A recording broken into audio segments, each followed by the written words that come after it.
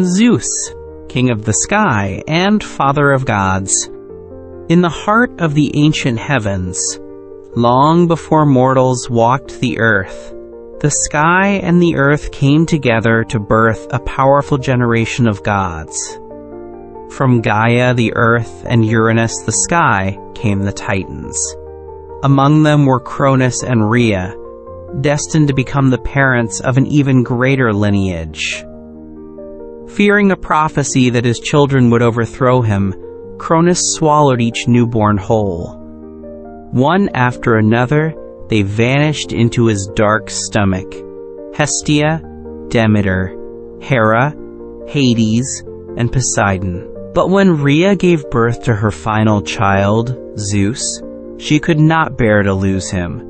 With cunning and sorrow, she hid him away in a secret cave on the island of Crete, entrusting him to the care of nymphs. In that shadowed cave, surrounded by the songs of birds and the soft echoes of water dripping from the stone, Zeus grew in strength and wisdom. The nymphs fed him milk from the divine goat Amalthea and honey from sacred bees. As he grew older, his presence radiated power. In time, he learned of his siblings, lost within the belly of their father, and of the cruel tyranny Cronus had imposed upon the world. Determined to restore balance and justice, Zeus sought out the Titan Metis, known for her deep knowledge and sharp mind. She gave him a potion that would make Cronus disgorge the swallowed gods, and with it, Zeus began his journey toward destiny. Disguised and daring, Zeus confronted Cronus and tricked him into drinking the magical elixir. One by one, his siblings emerged from the Titan's belly, reborn and enraged. No longer scattered and helpless, the young gods gathered under Zeus's leadership. With thunder in his eyes and storm in his voice, Zeus led them in a war against the Titans, a battle that shook the foundations of the cosmos. The war lasted 10 long years. Mountains crumbled and oceans boiled. Eventually, the Titans fell, cast down into the dark abyss of Tartarus. From the ruins of war rose a new order, and at its head stood Zeus, the god of sky and thunder, crowned as the king of Olympus. From his great throne upon Mount Olympus, high above the mortal world, Zeus looked out over the land, the seas, and the heavens. His voice rolled like thunder across the hills, and his gaze pierced like lightning through the clouds. He became the keeper of law and order, the protector of oaths, and the bringer of justice. Clouds gathered at his command, and rain fell where he willed. The eagle flew at his side, a symbol of his majesty, while the scepter and thunderbolt became emblems of his authority. No god, no mortal, dared defy him without consequence. Yet Zeus was not merely a figure of wrath. He was also a god of balance, who sought peace where war had raged. Though Zeus ruled with a commanding hand, he was not without companionship. His queen, Hera, stood beside him on Olympus, proud and powerful in her own right. As the goddess of marriage and women, Hera's spirit was regal, yet her heart bore the weight of her husband's many betrayals. For Zeus, mighty though he was not known for fidelity. Countless affairs marked his immortal life. Mortal women, nymphs, and even goddesses drew his attention, and from these unions were born demigods and heroes, each bearing fragments of divine power. Yet Hera, in her eternal role as queen, endured, her jealousy and rage shaping stories as much as Zeus's thunder ever did. The children of Zeus were many and legendary. Athena sprang, fully grown from his forehead, a warrior maiden clad in armor, born from his union with Metis, whom he had swallowed in fear of prophecy. Apollo and Artemis, twin lights of the sun and moon, were born to Leto after a difficult birth, for Hera had chased the mother across the earth.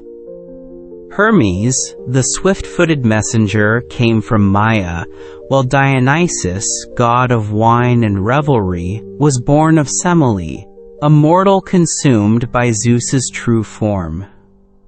These offspring, gods and demigods alike, shaped the myths of Greece and carried their father's legacy far beyond Olympus, into the hearts of mortals and the rhythm of time. Zeus's power extended far beyond Olympus. When the world trembled with injustice, it was Zeus who was called upon to restore balance. He judged both gods and mortals, punishing those who broke sacred oaths or defied divine order. The ancient Greeks believed that the thunderstorm was his anger made visible, and the bright bolt of lightning was his hand striking the earth. Yet he also bestowed blessings, rain upon thirsty fields, justice in the courts of men, protection to travelers under the sky. He was a ruler not of tyranny, but of balance, forever watching, forever weighing, holding in his heart both storm and stillness. But not even Zeus could control all things. The fates, ancient and mysterious, wove the destiny of gods and men alike, and even Zeus respected the thread they spun. While he commanded the heavens and held dominion over storms and kings, he too knew the limits of his power. He sought to outwit prophecy, to bend destiny in his favor, but time and again, fate found its way. This struggle between will and destiny gave depth to his character, a king who knew glory and fear alike. In his moments of doubt, he mirrored humanity, great in strength, yet humbled by forces beyond his grasp. Zeus was a god of contradictions. He was both protector and destroyer, faithful husband in name, yet restless in desire. He loved justice, yet sometimes acted with impulsive wrath. These paradoxes made him more than a distant god. They made him vivid, flawed, real in the eyes of those who worshipped him. To sailors, he was the one who calmed or raged the sea. To rulers, he was the symbol of kingship and judgment. To lovers and poets, he was the source of passion and the spark of divine drama. Through every temple and tale, Zeus reigned not just as god, but as story incarnate. His symbols told their own tale. The thunderbolt, forged by the Cyclopes in the depths of the earth, was his weapon and his voice, cleaving clouds and shattering silence. The eagle, fierce and watchful, soared as his herald. The oak tree, mighty and enduring, stood as a living emblem of his power. Sacrifices were made in his name upon high peaks and ancient altars, prayers whispered into stormy winds. His presence was invoked in treaties and oaths, his name called in moments of fear and reverence alike. To speak of Zeus was to speak of the sky, ever present, watching, full of light and shadow. Despite his celestial rule, Zeus often descended to the world of mortals. In disguise, he walked among shepherds and queens, kings and wanderers. Sometimes he tested the hearts of men. Other times he sought love and left behind children destined for greatness. Heroes like Heracles, Perseus, and Helen of Troy bore his divine blood, and their stories echoed his presence. Yet Zeus was not always welcome. His affairs caused strife and suffering, as jealous Hera pursued vengeance against both mother and child.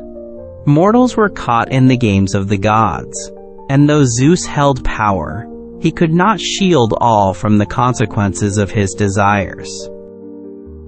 In Olympus, Zeus presided over the divine court, where gods gathered to debate and decree. From the clouds above, he heard their grievances, resolved their disputes, and at times imposed silence with a mere glance. His authority was not unchallenged. Poseidon questioned him, Hera plotted against him, and even mortals dared to defy him. But always, Zeus restored order, for none could truly overthrow the king of the gods. His lightning reminded all of his supremacy, and his will became law. Yet he listened, sometimes with patience, sometimes with fury, for even a god must reckon with the voices of those he leads. As time wore on, myths shifted and new gods rose in other lands, but Zeus remained a figure of awe. Temples to him stood tall in Olympia and Dodona, where priests interpreted the rustle of oak leaves as his voice. Every 4 years, the Olympic Games were held in his honor, uniting city-states in a rare peace to celebrate strength and excellence. His image appeared in statues of marble and bronze, majestic and stern, his gaze eternally fixed beyond the horizon. Even as stories faded and gods grew quiet, the thunder in the sky reminded all who listened that Zeus had once ruled from above. To this day, the myth of Zeus endures, not merely in ancient texts, but in the minds of those who dream of power, justice, and the storm. He is the archetype of the ruler, strong, flawed, commanding, and wise. His tale reminds us that even gods must choose between impulse and duty, that greatness carries burden, and that the sky, in all its thunder and light, holds the memory of stories once told. So when the clouds gather and the heavens flash with fire, remember the king who once ruled Olympus, and whose voice still echoes in the storm. Hera, queen of Olympus and guardian of marriage. In the beginning, before the rule of Zeus and the assembly of the Olympian gods, there were the Titans. From this older generation came Cronus and Rhea, and from them, the next divine order was born. Among their children was Hera, destined to become the queen of the gods. Like her siblings, Hestia, Demeter, Hades, and Poseidon, she was swallowed at birth by Cronus, who feared a prophecy that his own children would overthrow him. But Zeus, the youngest, was hidden away, and when he came of age, he freed his siblings from their father's stomach. Thus Hera, reborn into the light, stood among the gods not only as a survivor, but as one who would come to reign with pride and strength. Hera's beauty was unmatched, regal and commanding. She walked with the grace of the heavens and held in her eyes the storm and silence of divine wisdom. When Zeus first saw her, he was overcome with desire. He courted her. Though Hera resisted, she was not easily won. Zeus transformed himself into a shivering bird, seeking shelter in her arms. As she held him close, he changed back into his true form and pledged his love. Touched by his persistence, Hera agreed to be his queen. Their wedding was the grandest celebration the gods had ever known. Flowers blossomed across the heavens, and all of nature rejoiced. Hera took her place beside Zeus, not as his shadow, but as his equal. As queen of the gods, Hera held dominion over marriage, family, and the sacred bond between husband and wife. She was the guardian of women, especially those in childbirth, and the protector of the household. To the Greeks, she was a figure of dignity and tradition, her presence invoked in wedding ceremonies and prayers for fertility.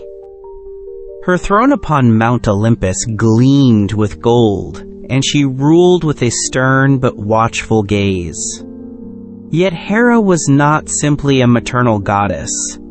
She was powerful, calculating, and proud.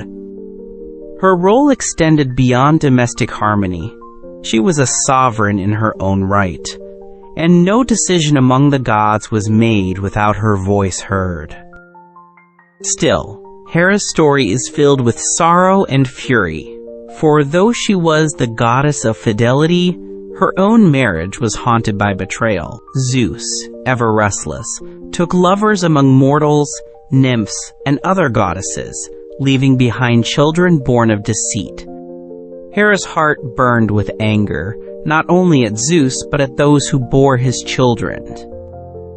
She became known for her jealousy, a divine wrath that fell not upon her husband, but on his lovers and offspring. Yet this rage was not mindless. It came from wounded pride, from a goddess who embodied loyalty, witnessing her union mocked by infidelity. Her vengeance was fierce, but it was never without cause. Among the most famous of her torments was that of Leto, a goddess who bore Zeus's children, Apollo and Artemis. Hera, refusing to allow Leto a place to give birth, commanded the earth to deny her sanctuary. At last, the floating island of Delos took pity and allowed the twins to be born there. In another tale, Hera persecuted Heracles, the mightiest of Zeus's mortal sons. From his infancy, she sent serpents to kill him in his cradle. When that failed, she continued to plague his life with trials. Yet even Heracles, hated by Hera, would one day be welcomed to Olympus and wed to her daughter, Hebe. Hera's rage was fiery, but her story was always more than revenge. Hera's sacred animals and symbols revealed her majestic nature. The peacock, with its iridescent feathers like eyes watching the world, was most closely tied to her. It was said that the 100-eyed giant Argus, once her servant, had his eyes placed in the bird's tail after death, a tribute to vigilance and loyalty. The cow, gentle and nurturing, symbolized her maternal role, while the lion, fierce and royal, reflected her authority. Her temples were among the oldest in Greece, particularly at Argos and Samos, where worshippers brought offerings in hopes of her favor. Festivals like the Hera celebrated her greatness with races and rituals dedicated to women and marriage. Though she often seemed harsh, Hera was also a goddess of structure and fairness. She despised chaos and disorder, particularly when it threatened the sanctity of vows. She upheld tradition and the rights of union. In a world of shifting alliances and ever-changing affections, Hera was the embodiment of permanence and divine law. Mortals and gods alike feared her disapproval. Those who broke oaths or betrayed their partners knew her punishment would be swift. Yet those who honored marriage and respected the divine order found in her a powerful protector. Her love was difficult to earn, but enduring once given, and her blessings shaped generations. Among the Olympians, Hera stood as a balancing force. Zeus might be king, but it was Hera who often called him to account. She opposed him when his decisions brought disorder. In the Trojan War, she supported the Greeks in defiance of Paris, who had insulted her by favoring Aphrodite in a divine contest of beauty. Her support shaped the tide of war, showing that her influence was not confined to the hearth, but extended to battlefields and thrones. She was a strategist, often working behind the scenes to guide events. Her plans were patient, her mind sharp. Hera was no passive consort, but a queen with her own will. In tales of cunning, Hera proved herself clever and determined. When the gods grew tired of Zeus's harsh rule, it was Hera who organized a rebellion.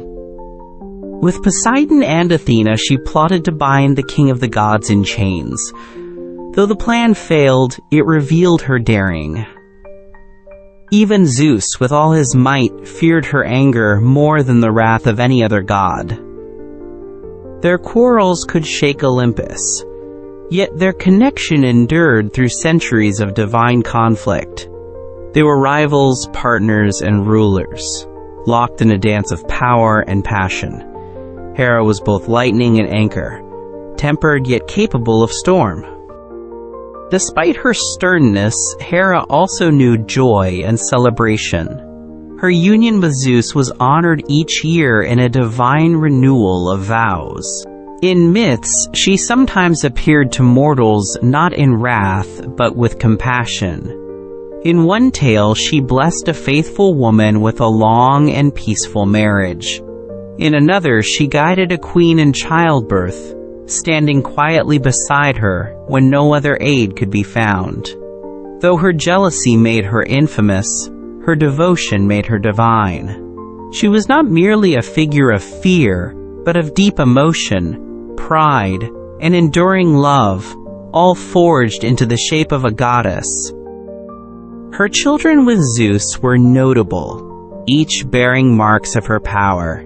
Hebe, the goddess of youth, served nectar to the gods and later wed Heracles.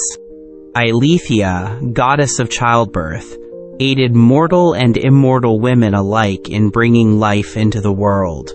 Ares, god of war, inherited her fierce spirit and unyielding strength. These offspring extended Hera's reach into the very core of Olympus. Through them, her influence touched every aspect of divine and mortal life. Though often remembered for her anger, Hera's legacy is found equally in creation, in protection, and in the sacred roles she bestowed upon her children. Hera's name was spoken with awe throughout Greece. Women prayed to her for fertility, for strong unions, for safe deliveries. She was the ultimate matron, the divine guardian of the female journey. In a world where gods often reflected human chaos, Hera was a symbol of endurance. She bore humiliation, betrayal, and heartbreak with fire and resolve. Her strength was not gentle, but it was constant. To queens, she was a mirror. To brides, a blessing. Her image, cloaked in robes and crowned with a diadem, stood tall in the minds of poets and priests alike, a reminder of the divine feminine in its most formidable form. The myths of Hera, though often laced with strife, remind us of the depth within divinity. She was not a one-note goddess. She could nurture and destroy, exalt and punish. Her emotions were not weaknesses, but reflections of her commitment to principle. Her love was fierce, not fleeting. Her loyalty was unshakable, even when it caused her pain. She represents the enduring spirit of one who does not bow, who demands to be seen, heard, and respected. As Queen of the Gods, she stood in a role no one else could fill, ruling with a heart scarred but unbroken, wise and proud and ever radiant. In the stories passed down by ancient voices, Hera remains a towering figure. She is not softened by time, nor stripped of her power. Her myths endure because they speak to eternal truths about justice, partnership, betrayal, and honor. She is the challenge to power and the force behind stability. As long as vows are spoken, as long as bonds are made, as long as women draw strength from pride and memory, Hera lives on, not just in the temples long ruined, but in the thunder of dignity, in the sharp gaze that sees through lies, and the quiet, unshaken strength of a queen. So when you hear tales of thunder, do not forget the goddess who stood beside it. When you read the myths and wonder at the gods' tempers and trials, remember Hera, whose fire did not flicker even when the heavens shook. She remains, forever seated on her golden throne, with the peacock watching and the world below held within her gaze. The Queen of Olympus, the goddess of marriage and womanhood, the avenger of broken promises, the protector of sacred vows. Hera's story is not one of softness, but of strength born in storms, and a crown that never falls. Poseidon, lord of the sea and master of earthquakes. In the dawn of time, when the world was still raw with creation, and the skies had not yet been tamed, Poseidon was born to the powerful Titans, Cronus and Rhea. He was one of 6 siblings, including Hestia, Demeter, Hera, Hades, and Zeus. As with his brothers and sisters, Poseidon was swallowed at birth by his father Cronus, who feared a prophecy that one of his children would rise against him. But Zeus, the youngest, escaped this fate. When he grew strong, he forced Cronus to release his siblings. From that moment, Poseidon emerged into the world with a hunger for power, and a fury that mirrored the raging waves he would one day command. After the fall of Cronus, the new gods divided the world among themselves. Zeus claimed the sky, Hades took the underworld, and Poseidon, with a voice like the roar of ocean storms, took dominion over the sea. It was a realm vast and restless, teeming with life, mystery, and danger. Poseidon's power surged through every tide and current. The crashing of waves echoed his laughter, and the rumble of distant storms carried his wrath. He built his palace beneath the sea, in the depths near Aegea, where coral towers shimmered and sea creatures danced at his feet. It was a kingdom like no other, and Poseidon ruled it with strength and majesty. His trident, a 3-pronged spear forged by the Cyclopes, became the symbol of his authority. With it, he could stir the seas into chaos, or calm them into glassy silence. When he struck the earth, mountains trembled and cities crumbled. He was not only the god of the ocean, but of earthquakes and horses as well. Wherever his feet touched the ground, power stirred beneath. Sailors prayed to him for safe passage, while those who angered him often met with shipwrecks and storms. Poseidon was as unpredictable as the waters he ruled, sometimes kind and generous, other times wild and merciless. He was the sea in all its moods, magnificent and terrifying. Poseidon's presence was known throughout the mortal world. The Greeks worshipped him in coastal cities and built temples near harbors and cliffs, hoping to earn his favor. In the city of Corinth, his worship was central, and in Athens, he once competed fiercely with his brother Zeus and sister Athena for the city's devotion. When the people were asked to choose their patron god, Poseidon struck the earth with his trident and caused a spring to erupt. But the water was salty, and Athena's gift of the olive tree proved more valuable. She won the city's heart, and Poseidon, though proud, accepted the outcome with reluctant grace. Though he ruled the sea, Poseidon often came ashore. He walked among mortals, sometimes in disguise, sometimes with all the majesty of the ocean. His temper was legendary, and so was his passion. Like his brother Zeus, Poseidon had many lovers, both mortal and divine. From these unions came powerful offspring, Some were monstrous, others heroic. One of his most feared sons was Polyphemus, the one-eyed Cyclops who later crossed paths with the clever Odysseus. Another was Theseus, the great hero of Athens, who many believed was born of Poseidon's union with the Athenian princess Athena. Through his children, Poseidon's presence shaped the myths of gods and men.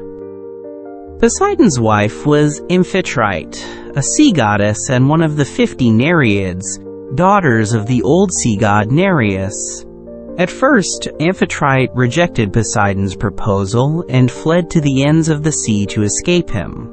But Poseidon, determined to make her his queen, sent a dolphin to persuade her. The dolphin found her, soothed her fears, and convinced her to return. In gratitude, Poseidon placed the dolphin among the stars as a constellation. Aphrodite took her place beside him in the underwater palace, reigning with grace. She bore him several children, including Triton, who had the upper body of a man and the tail of a fish. Despite his marriage, Poseidon, like many gods, was not bound by mortal standards of fidelity. His romances brought both blessings and destruction. From his union with Medusa, after she had been cursed by Athena, sprang Pegasus, the winged horse, born when the hero Perseus beheaded her. Another of his children, the giant Orion, roamed the earth as a mighty hunter before being placed in the stars. The gods rarely lived quietly, and Poseidon's love affairs caused ripples across heaven and earth alike. Yet through them all, Aphrodite remained his queen, serene and enduring as the deep ocean floor, her voice like the lull of waves on distant shores. Poseidon's personality was a storm within itself. At times, he showed great mercy, rescuing sailors from certain death, calming storms, and granting bountiful catches to fishermen. He helped build the walls of Troy, laboring alongside Apollo, though he later turned against the city during the Trojan War. He aided heroes who earned his respect, but mercilessly pursued those who earned his anger. When Odysseus blinded Polyphemus, Poseidon's wrath followed the Greek hero across the seas for 10 long years. Storm after storm drove him from safety, and Poseidon refused to allow him home until he had suffered enough. Such was the reach of the god of the sea, endless, merciless, and unforgetting. But Poseidon was not only a punisher, he was also a creator. He was said to have raised islands from the sea, reshaping coastlines with the swing of his trident. He gave mankind the first horse, born of the waves or struck from the earth, depending on the tale. Horses, wild and proud, were sacred to him. The thunder of their hooves echoed the roar of waves, and their strength reflected his own. Chariots drawn by seahorses pulled his watery carriage across the waves, trailed by dolphins and sea creatures who danced in his wake. Poseidon was movement incarnate, rushing, breaking, reforming, always restless. Even among the gods, Poseidon held a special place. He was second only to Zeus in power, and his voice carried weight in every divine council. Though they were brothers, Poseidon and Zeus often clashed. They vied for influence, argued over decisions, and occasionally conspired against one another. Yet their bond, forged in the war against the Titans, endured. They were the two pillars of the world above, sky and sea.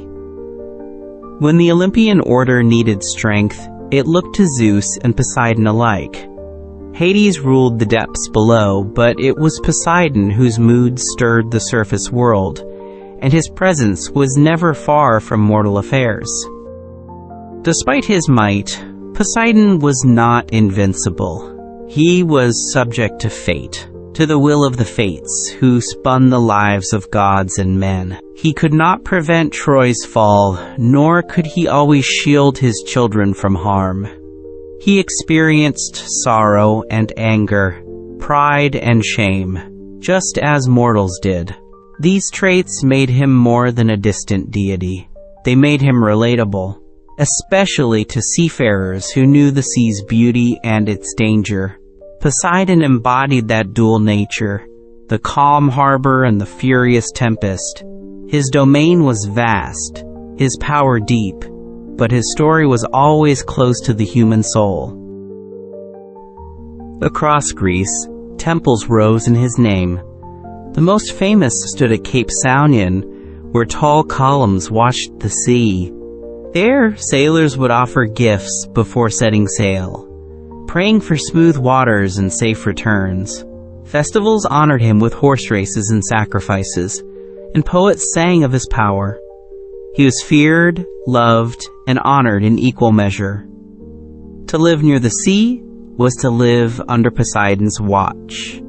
His name was carved into the hearts of coastal towns, his image etched into pottery and stone.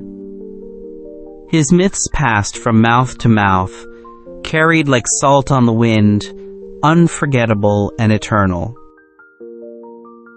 In art, Poseidon was shown with a beard flowing like waves, a crown of seaweed or shells, and the trident always in hand. His expression was often stern, reflecting his dominion's peril. Sometimes dolphins swam at his side. Other times, his gaze held storms. In stories, he roared with rage or whispered with sorrow. He was never silent, for the sea is never still. His role among the gods was elemental, part of the world's rhythm. Without Poseidon, the balance would falter, for water is life and destruction both. His name endures not just as myth, but as symbol of nature's untamable power. When the skies darken over the ocean, and waves rise like walls, sailors remember Poseidon. When the earth shakes beneath their feet and horses scream in the fields, they feel his presence. His story is not a quiet one. It is told in the roar of tides and the crash of surf, in the thunder of hooves and the rumble beneath the soil. Poseidon is a god who does not whisper. He announces himself with force, majesty, and awe. His legend has no end. For as long as the sea moves and the earth stirs, Poseidon remains, trident in hand, forever watching from the depths. So when you stand on the shore and look out at the endless water, remember the god who rules below. When ships vanish beyond the horizon, they sail into his kingdom. When rain lashes the waves and lightning strikes the ocean, his voice is in the wind. Poseidon, lord of the sea, master of earthquakes, giver of horses, and brother to the king of the gods, is not just a myth. He is the sea's breath, its rage and its gift. In every tide that rises and falls, in every distant storm cloud, the ancient rhythm of Poseidon's story still beats strong. Demeter, goddess of grain, grief, and the eternal seasons. In the age of Titans, when the earth was young and still shaping its mountains and seas, Demeter was born to Cronus and Rhea. She was one of 6 divine children, alongside Hestia, Hera, Hades, Poseidon, and Zeus. As with her siblings, she was swallowed at birth by her father Cronus, fearing a prophecy that one of his children would overthrow him. But destiny could not be denied. In time, Zeus escaped this fate and forced Cronus to release the others. Demeter emerged, radiant and strong, her spirit bound to the fertile earth. From the moment her feet touched the ground, life stirred. She was destined to be the goddess of agriculture, of harvests and growth, of the cycle that fed gods and mortals alike. Demeter's domain was the golden breath of the earth. Wherever she walked, grain swelled, orchards blossomed, and flowers bowed in welcome. She taught humanity how to plant and reap, to cultivate the land with reverence and care. Before her, the world was wild, the food uncertain. Through her, the seasons gained shape, and the soil gave its gifts. Her presence was a blessing, warm, maternal, sustaining. She lived not among the clouds of Olympus, but close to the ground, where roots coiled and seeds dreamed. Her temples were built in fertile plains and beside fields heavy with crops. Farmers honored her with offerings of barley and first fruits, knowing that without Demeter, famine would soon follow. Demeter's heart, though generous, was not untouched by sorrow.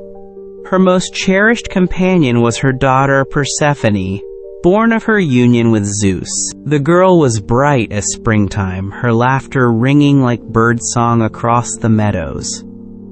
Demeter kept her close, never allowing Persephone to stray too far. Together they wandered fields and forests, guardians of life and green things. But the world beneath held shadows even the goddess could not foresee. One day, while Persephone picked flowers on the plain of Nysa, the earth split open, and Hades, lord of the underworld, rose in his chariot of black horses. He seized the girl and dragged her into the depths, the petals she held falling behind her, like whispers of innocence lost. Demeter heard her daughter's cry, faint and distant, and felt a pain she had never known. She searched the world endlessly, tearing across continents, refusing to eat or rest until Persephone was found. She lit no hearth fires and allowed no crop to grow.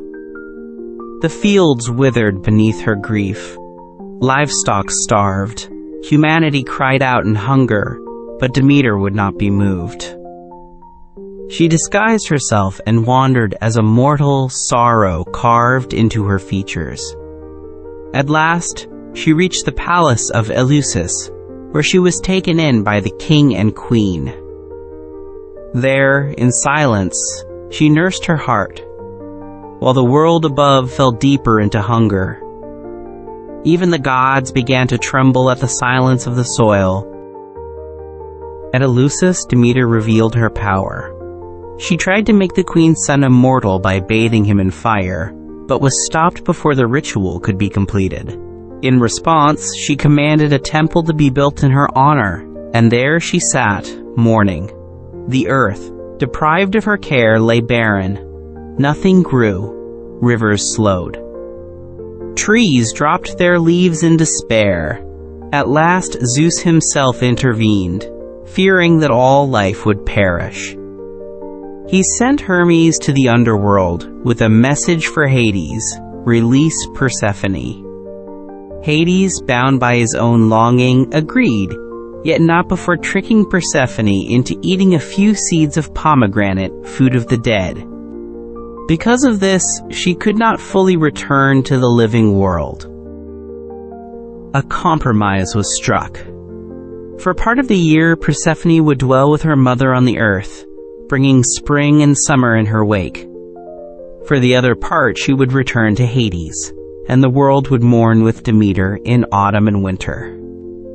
This sacred cycle, born of loss and reunion, became the rhythm of the seasons. When Persephone rose, flowers opened. When she departed, the fields turned brown. Demeter's grief was now ritual, her love woven into the fabric of time. Her pain had transformed the world, and through it, the Greeks came to understand the deep ties between life and death, joy and sorrow, growth and rest. The Eleusinian mysteries arose from this myth, a sacred tradition shrouded in secrecy. Initiates were taught the ways of Demeter and Persephone, the truths of the underworld, and the promise of rebirth. Those who joined the rites were said to walk without fear into death, having seen the cycle from within. Demeter's worship was not one of fear, but of reverence, of honoring what feeds us, sustains us, and returns to us when all seems lost. Her mysteries celebrated not just agriculture, but the soul's endurance. She was not a goddess of thunder or war, but of quiet resilience, of grief transformed into wisdom, of hope buried deep like seeds. Demeter's story did not end with Persephone's return. She remained ever vigilant, ever maternal, her care extending beyond fields to the hearts of mothers and daughters everywhere. She continued to shape the land, to nurture mortals, and to remind the gods that even divine hearts can break. Though she sometimes clashed with Zeus and other Olympians, she was always respected. Her power was elemental, grounded, undeniable. When mortals disrespected her rights or harmed the earth, her wrath was subtle but devastating. Failed crops, endless droughts, the slow silence of abandoned fields. But when honored, she gave back tenfold: abundance, health, and the promise of spring after even the coldest winter. In art, Demeter was often depicted with sheaves of wheat or a torch in hand, her face serene but solemn. Her robes flowed like furrows in a field, her crown made of corn or poppies. She stood not in triumph, but in patience and dignity. Sometimes Persephone stood beside her, hand in hand, a reminder that love, even when wounded, endures. Demeter's voice was the rustle of grain in the wind, her breath the warmth of a sunlit morning. Her presence was not loud, but it was always felt. Every harvest carried her blessing, every seed planted in hope bore her mark. To call upon Demeter was to call upon life itself. Though often seen as nurturing, Demeter was not without her storms. Her sorrow had once stopped the world, and her anger could do the same. When mortals challenged her power, they paid dearly. One such tale tells of Erisichthon, a man who desecrated her sacred grove. In revenge, she cursed him with unending hunger. No matter how much he ate, he remained starving, eventually devouring himself in desperation. Through such myths, Demeter taught respect for nature and the divine. Her lessons were etched in grain and hunger alike, in the bounty of a full harvest and the fear of a barren year. She was balance personified, both gift and warning. Demeter's love for her daughter remained her defining force. It was a love that challenged gods, altered the world, and created a sacred cycle. Unlike many divine stories, Demeter's was deeply human. Her grief mirrored the pain of separation, her joy the relief of reunion. The myth of Persephone spoke to every parent and every child who had ever known loss. Demeter's power came not from dominance, but from care. From a devotion so fierce that even the heavens paused in its presence. Her myth endures not only in grain and festival, but in every moment of parting and return, in every mother who waits, and every child who comes home.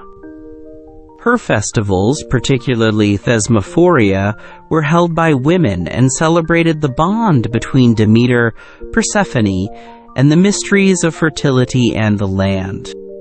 These rites, filled with secret songs and sacred offerings, honored the power of women as life-bringers and guardians of continuity. Men were forbidden from the rituals, for they belonged to the ancient memory of mothers and daughters, of hands digging soil and hearts enduring winter. Demeter's faith was not one of conquest, but of communion. Her strength was not thunder, but nourishment. She did not shout her truth, but grew it, patiently, year after year, through the earth itself. Even in modern times, Demeter's essence lingers. Every garden, every field, every meal owes something to her myth.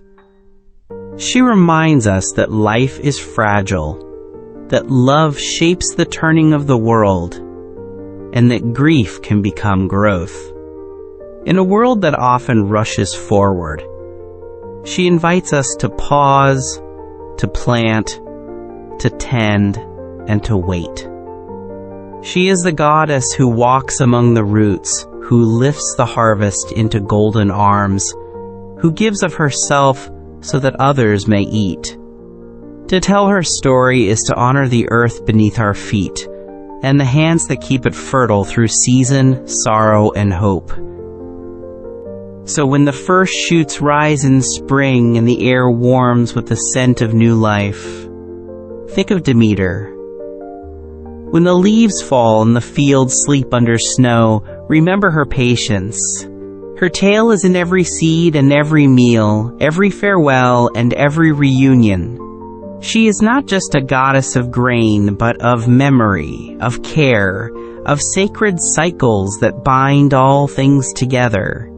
Demeter does not rule from afar. She walks among us, her story written in soil and soul alike, eternal as the earth, and ever returning. Like the daughter, she still calls back from shadow into light.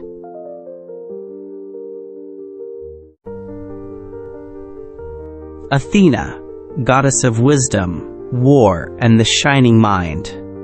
In the golden age of the gods, before war was known to men and before cities rose from stone, Athena was born in a way unlike any other. Her father was Zeus, king of the gods, ruler of the sky. Her mother was Metis, a titaness of wisdom and clever counsel. When Zeus learned that Metis would bear a child more powerful than himself, he feared the prophecy and swallowed her whole, hoping to stop fate. But fate is never so easily denied. Within Zeus, Metis continued to live, and from their union, a daughter took shape. She grew not in a womb, but in the mind, forged of intellect, clarity, and unshakable strength. Her birth would soon shake Olympus itself. One day, as Zeus groaned with pain from a terrible headache, he called upon Hephaestus, the smith of the gods, to strike his head with an axe and relieve the pressure. With a single blow, the sky cracked with sound, and from Zeus's forehead sprang Athena, fully grown, clad in gleaming armor, with a spear in hand and a shield upon her arm. The gods watched in awe. Here was no infant goddess, but a radiant warrior and sage, born not of flesh, but of thought. The air shimmered with her brilliance. She stood proud and unflinching, her gray eyes calm as still water, her presence both commanding and serene. From that moment, Athena claimed her place among the Olympians. She was the goddess of wisdom, strategy, crafts, and just war. She did not favor reckless violence or brute force, but the well-laid plan, the clever tactic, and the noble cause. She taught mortals how to think, how to build, how to reason. She gifted them tools and ideas, plows to till the soil, looms to weave cloth, numbers to measure, and laws to govern. She guided poets and philosophers, warriors and kings. Unlike her half-brother Ares, god of bloodlust and fury, Athena represented discipline in battle. She stood for defense, honor, and wisdom over chaos, a goddess of the mind as much as of the blade. Athena took no lover, nor did she marry. She was known as the Virgin Goddess, her chastity a symbol of independence and strength. No one owned her heart. Her power was her own, untouched by longing or desire. She had no children, but she nurtured countless heroes, guiding them with her sharp mind and steady hand. She aided Perseus in his quest to slay Medusa, giving him the mirror-like shield that allowed him to strike without meeting the creature's deadly gaze.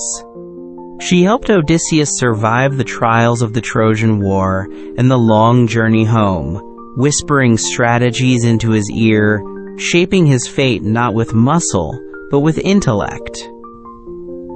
Her presence was woven deeply into the life of Athens, the city that bore her name. When the gods gathered to offer gifts to the people of a new city, Athena stood against her uncle Poseidon, who wished to claim it for himself.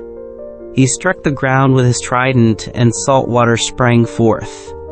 But Athena planted an olive tree, its silver leaves shimmering in the light, its fruit offering food, oil, and wood. The people saw the value of her gift and chose her as their patron goddess. The city was named Athens in her honor, and atop its highest hill rose the Parthenon, a temple of perfect harmony dedicated to her eternal wisdom. In that city, Athena watched over artisans and thinkers, lawmakers and soldiers. She became a symbol of civilization itself. Statues of her showed her in shining armor with her shield, Aegis bearing the head of Medusa, and an owl perched near her sacred bird, a symbol of insight and vigilance. She taught mortals to temper ambition with reason, to weigh choices with care. She was stern but fair, kind but never sentimental. Her justice was pure and unwavering. In times of war, she stood beside generals who fought for right, not conquest. In times of peace, she sat among scholars, her voice shaping philosophy and invention. Though wise, Athena was not without moments of wrath. When the weaver Arachne boasted that her skill was greater than the goddess's own, Athena challenged her to a contest. Both women wove tapestries of stunning beauty. Arachne's work was flawless, but it mocked the gods. Enraged by her insolence, Athena tore the tapestry and touched Arachne's head. The girl transformed into a spider, doomed to weave forever.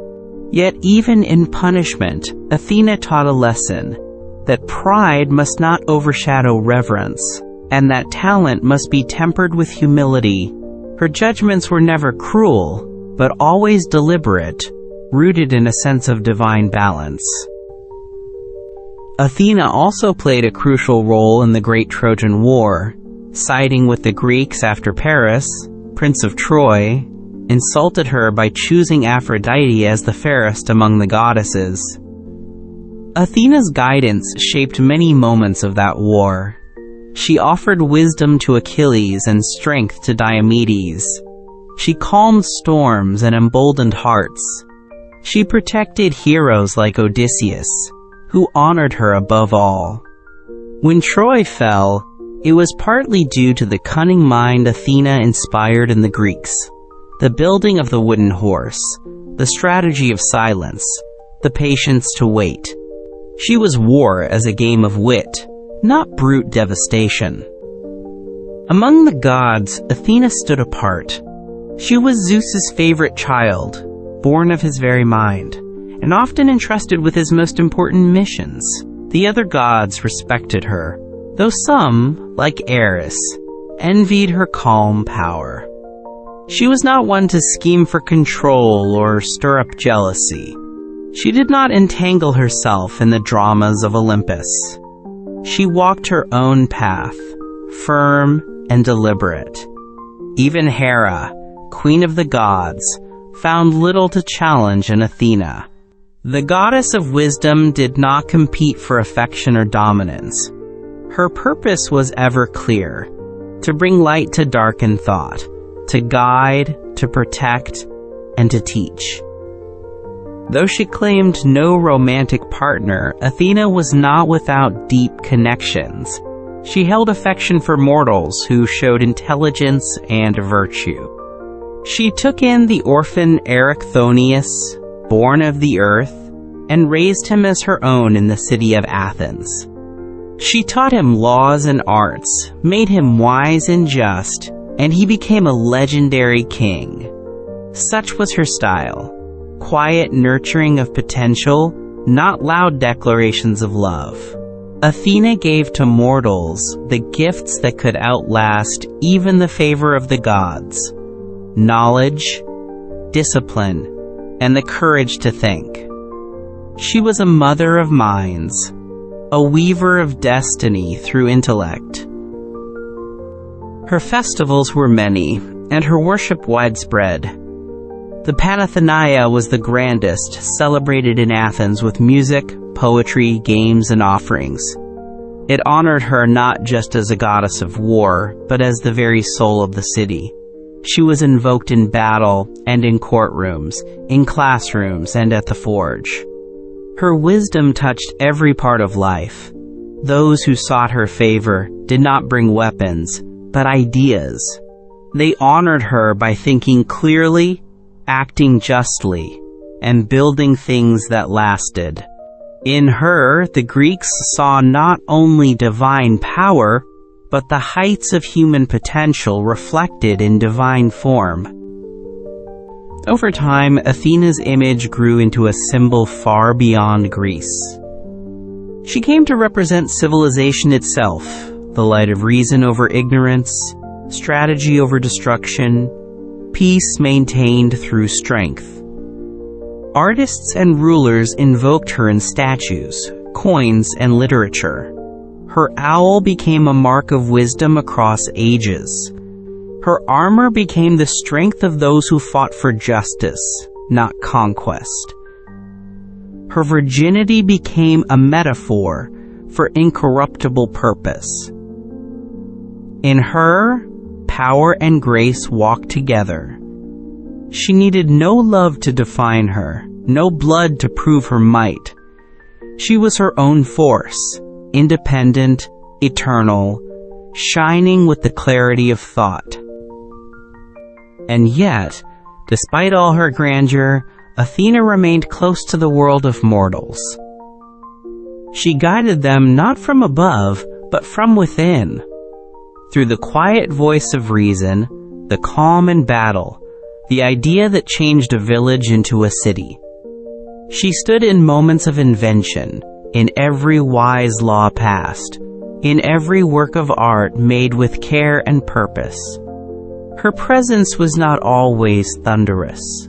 Often it was the sudden clarity of insight, the moment one chooses thought over anger, strategy over impulse. In this way, Athena lived not just on Olympus, but in every mind that sought truth.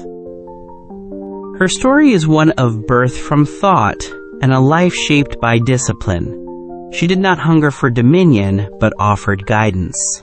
Her victories were not just on the battlefield, but in the hearts she shaped and the minds she awakened. She remains a goddess not only of ancient marble, but of living thought.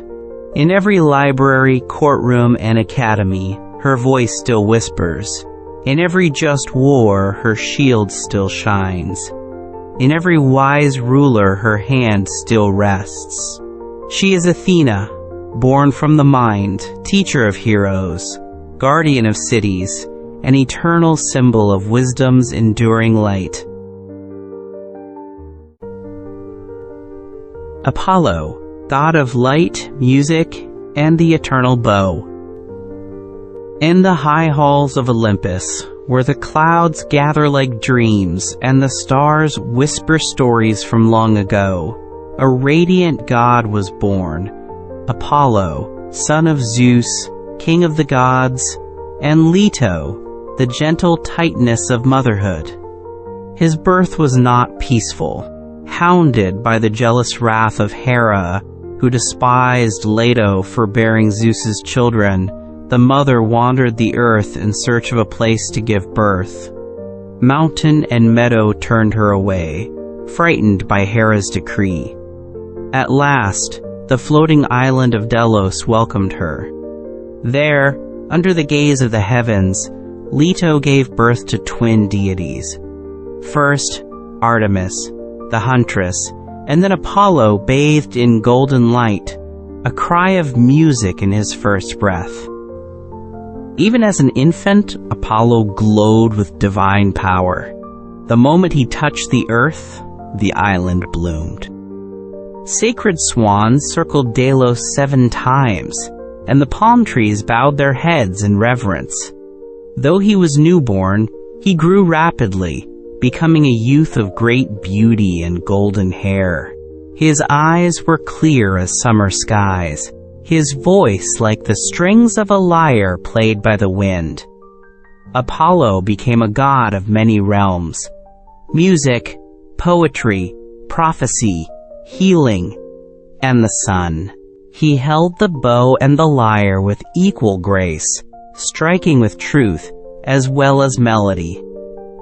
The world looked upon him and saw brilliance, the very embodiment of harmony. Apollo's domain spread quickly across the mortal and divine worlds.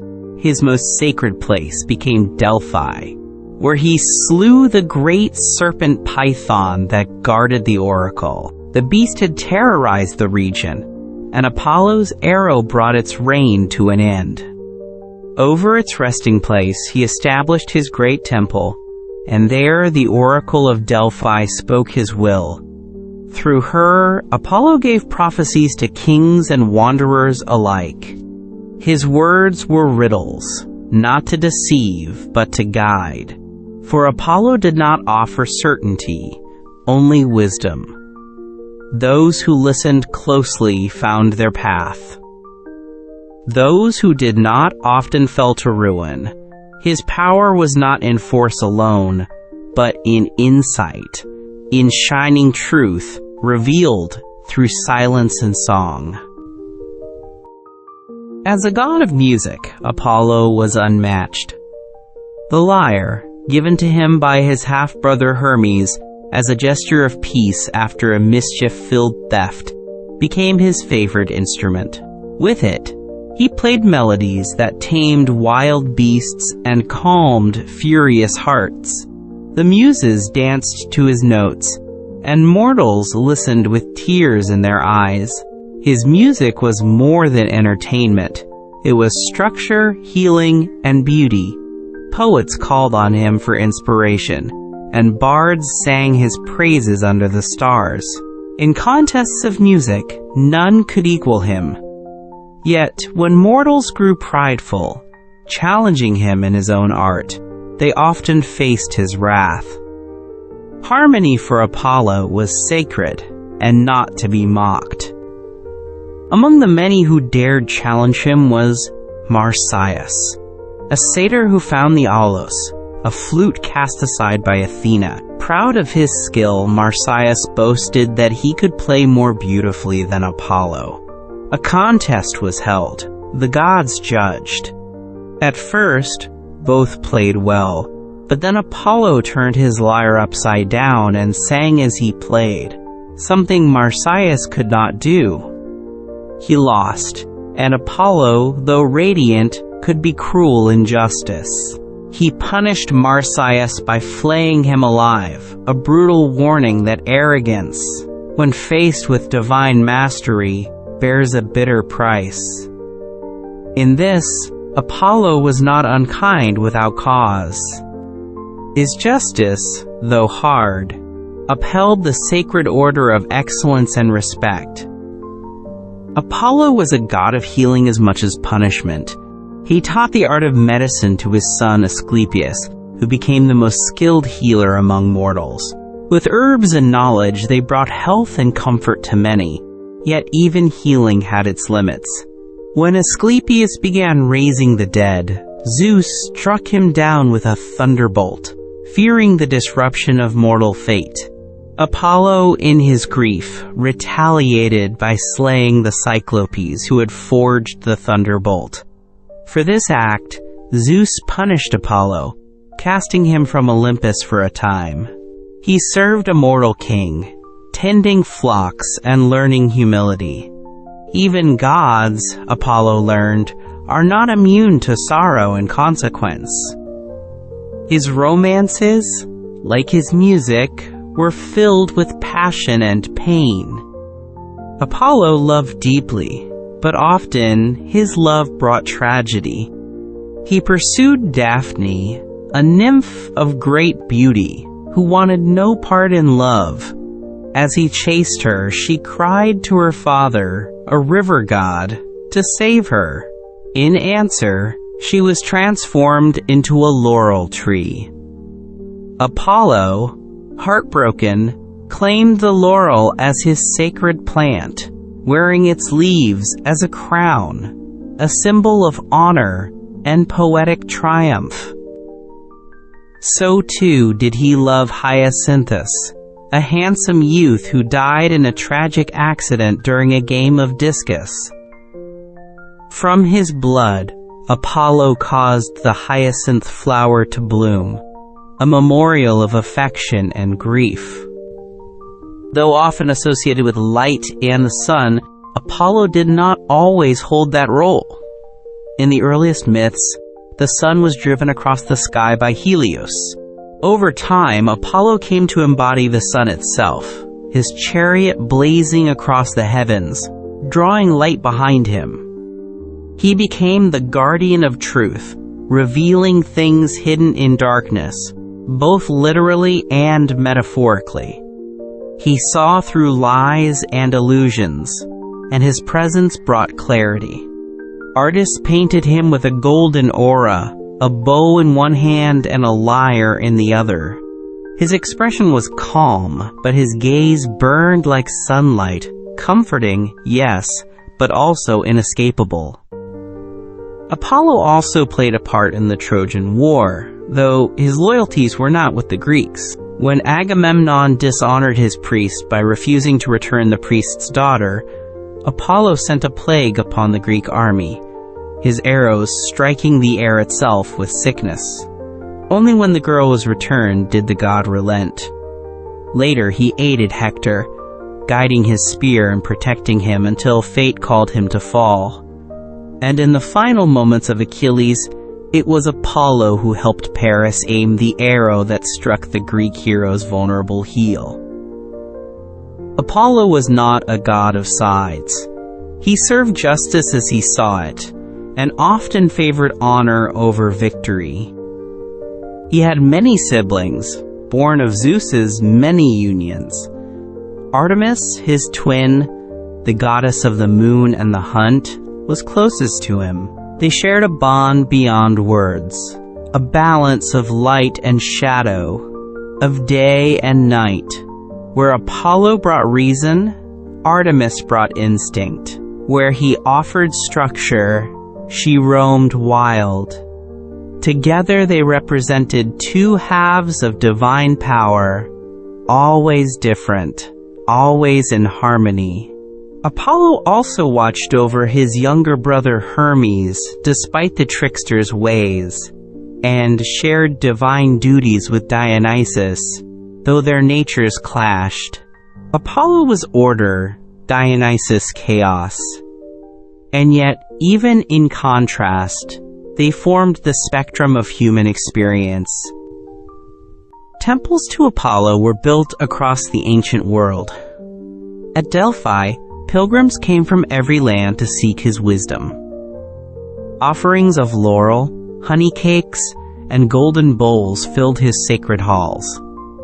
His priestesses, known as Pythia, inhaled sacred vapors and spoke his riddled truths, which were written down and interpreted by priests. Kings waited with bated breath, seeking guidance before wars, marriages, or great ventures. His influence was not limited to Greece. In Rome, he was worshipped as well, especially during times of plague and famine. His name crossed borders, and his image stood not only on temples, but in coins, songs, and dreams. He was light, and light travels far. Apollo's image lives on because he is not just a god, but an idea, a symbol of all things that strive toward perfection. He stands for clarity of thought, harmony in motion, the beauty of truth, and the pain that often accompanies love and brilliance. He is the golden thread woven through poetry, the steady hand that guides the bow, the song that survives long after the singer is gone. In his story, we find the eternal struggle of talent and pride, of beauty and transience, of order and passion. He is not only worshipped, but admired, a model for what the human spirit can reach when it seeks to shine. Even in the modern world, Apollo's echo remains. His name is given to great journeys, his likeness cast in stone and myth. Artists and musicians still chase the perfection he embodied. Doctors swear oaths rooted in his teachings. His story reminds us that brilliance can bless and burn, that love may never be captured, but always remembered. He walks in sunbeams and songlines, in prophecies and poems. When the day breaks and golden light spills across the world, it is Apollo's touch we feel. When music stirs something too deep for words, it is his presence we hear. Apollo is not gone. He rides still, drawing the chariot of light across the endless sky. Artemis, goddess of the hunt, the moon, and wild freedom. In the hush of twilight, when the first stars bloom and the silver curve of the moon begins to rise, the spirit of Artemis stirs in the wilderness.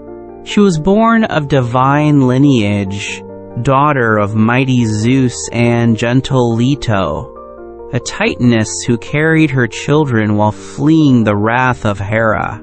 No place would accept the pregnant goddess, for Hera had declared that no land under the sun could offer Leto shelter.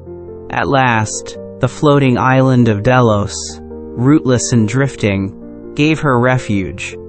There, under a palm tree and beside a sacred lake, Leto gave birth to twins.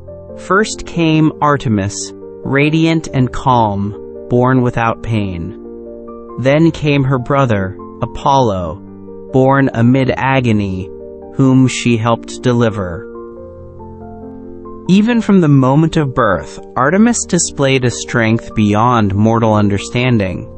She was not just a child of divinity, she was independence itself made flesh. While Apollo shone with sunlight and music, Artemis glowed with moonlight and silence. She asked Zeus for gifts no other goddess dared seek: eternal virginity, mastery over wild creatures, a silver bow and arrows, and a band of companions to roam with her in freedom. Zeus granted her wishes, proud of his daughter's fierce and untamed heart. She took to the forests and hills, leading a troop of young nymphs and maidens, all sworn to chastity, running with deer and leaping across streams as though the world itself were her playground. Artemis became the goddess of the hunt, of wild animals, and protector of young girls and women in childbirth. Though she vowed never to marry, she became a guardian of mothers and infants, offering both fierce protection and sacred judgment. Her bow sang through the trees, her arrows flying with unerring grace. She was a goddess of sharp edges and quiet mercy. Where she stepped, the wild grew still. The animals did not fear her, for she was part of their world, moving with the grace of a doe, the precision of a wolf. Mortals who saw her spoke of a beauty that burned cold and clear, a vision not meant for possession. Though Artemis often dwelled in forests and on mountains, her presence was felt across the heavens. As goddess of the moon, she took on the light that followed her brother's sun, rising with calm and solitude. The moon became her lantern and her symbol, casting a pale glow upon rivers and trails. In her lunar form, she was a guide to those lost in the dark, a protector of travelers and a watchful eye over the night. She offered not warmth, but clarity. Her moonlight did not comfort, it revealed. In it, truths lay bare, and secrets long buried shivered under her silver gaze. She was mystery, untouched and eternal. Her strength was not only in her bow, but in her choices. Artemis chose her path and stayed true to it, unbending as a mountain's spine. She rejected the advances of gods and mortals alike. Many sought her love, and all were denied. One such suitor was the giant Orion, who hunted beside her and earned her trust. Their bond was deep, perhaps even loving, but fate wove their tale with sorrow. Some say Apollo, fearing his sister's heart would be swayed, tricked her into shooting Orion with an arrow from across the sea. Others say Artemis herself struck him down for breaking his vow of chastity. Whatever the cause, she wept and placed him among the stars. In her stories, Artemis is both kind and merciless. She offers aid to women in labor, yet demands reverence with fierce resolve. When Niobe, a mortal queen, mocked Leto for having only 2 children while she had many, Artemis and Apollo answered with deadly force. Apollo struck down Niobe's sons, and Artemis killed her daughters. Their arrows flew with divine purpose, and Niobe, consumed by grief, was turned to stone, her tears flowing eternally. This was the price of arrogance. Artemis did not tolerate disrespect, especially to her mother, whom she loved beyond all else. Her justice, though severe, was rooted in loyalty, in fierce and unwavering devotion. Her companions were maidens like herself, free and bold. They ran through forests with bare feet and loose hair, laughing in the moonlight, hunting in silence and harmony. Any who betrayed their vows faced Artemis's wrath. One nymph, Callisto, caught the eye of Zeus and became pregnant. When Artemis discovered her condition, she banished her from the sisterhood. Yet Callisto's story did not end in disgrace alone. Hera, jealous and cruel, turned her into a bear. Years later, her son nearly killed her in a hunt. In sorrow and pity, Zeus placed them both in the sky as Ursa Major and Ursa Minor, 2 constellations to watch each other across eternity. Artemis was not a goddess of cities or palaces. She belonged to the untamed world, to places untouched by human hands. Mountains were her temples, and rivers her altars. Yet mortals still built shrines in her honor, especially in Ephesus, where one of the largest temples in the ancient world rose in her name. There she was worshipped not only as a huntress, but as a guardian of fertility and protector of women. Her image in Ephesus differed from the wild maiden of the Greek forests. There she was adorned with many symbols of life, showing how her divinity could stretch across cultures, forever tied to birth and wildness. Though Artemis never bore children, she was a mother in her own way. She cared for the natural world with a love fierce and watchful. She guided animals and protected them from senseless harm. Hunters who prayed to her before a hunt were expected to do so with respect and restraint. She demanded balance. She knew that to take life was not a right, but a sacred act, bound by necessity and humility. Those who killed for sport or pride drew her ire. She was not against death, but she stood against cruelty. Her hunt was a dance with nature, not a conquest over it. In the Great War of Troy, Artemis stood with the Trojans, opposing her brother Apollo's enemies. Before the war even began, the Greek king Agamemnon offended her by killing a sacred stag. In retribution, Artemis stilled the winds, preventing the Greek ships from sailing to Troy. The seers said the only way to appease her was for Agamemnon to sacrifice his daughter, Iphigenia.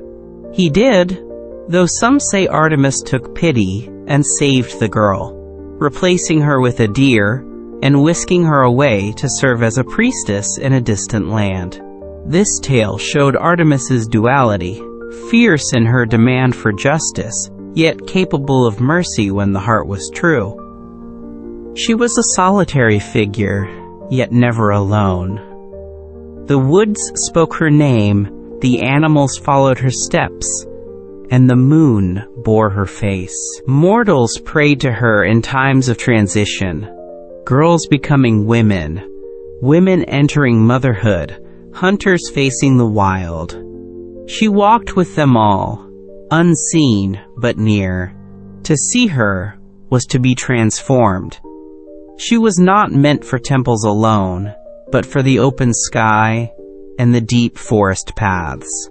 Her power lay in her independence, in her refusal to be owned or defined by any force but her own will. In her, freedom became divine, not wild and chaotic, but deliberate and full of purpose. Artemis endures not just as a myth, but as an idea. She is the protector of those who seek their own path, who move through the world by instinct and principle.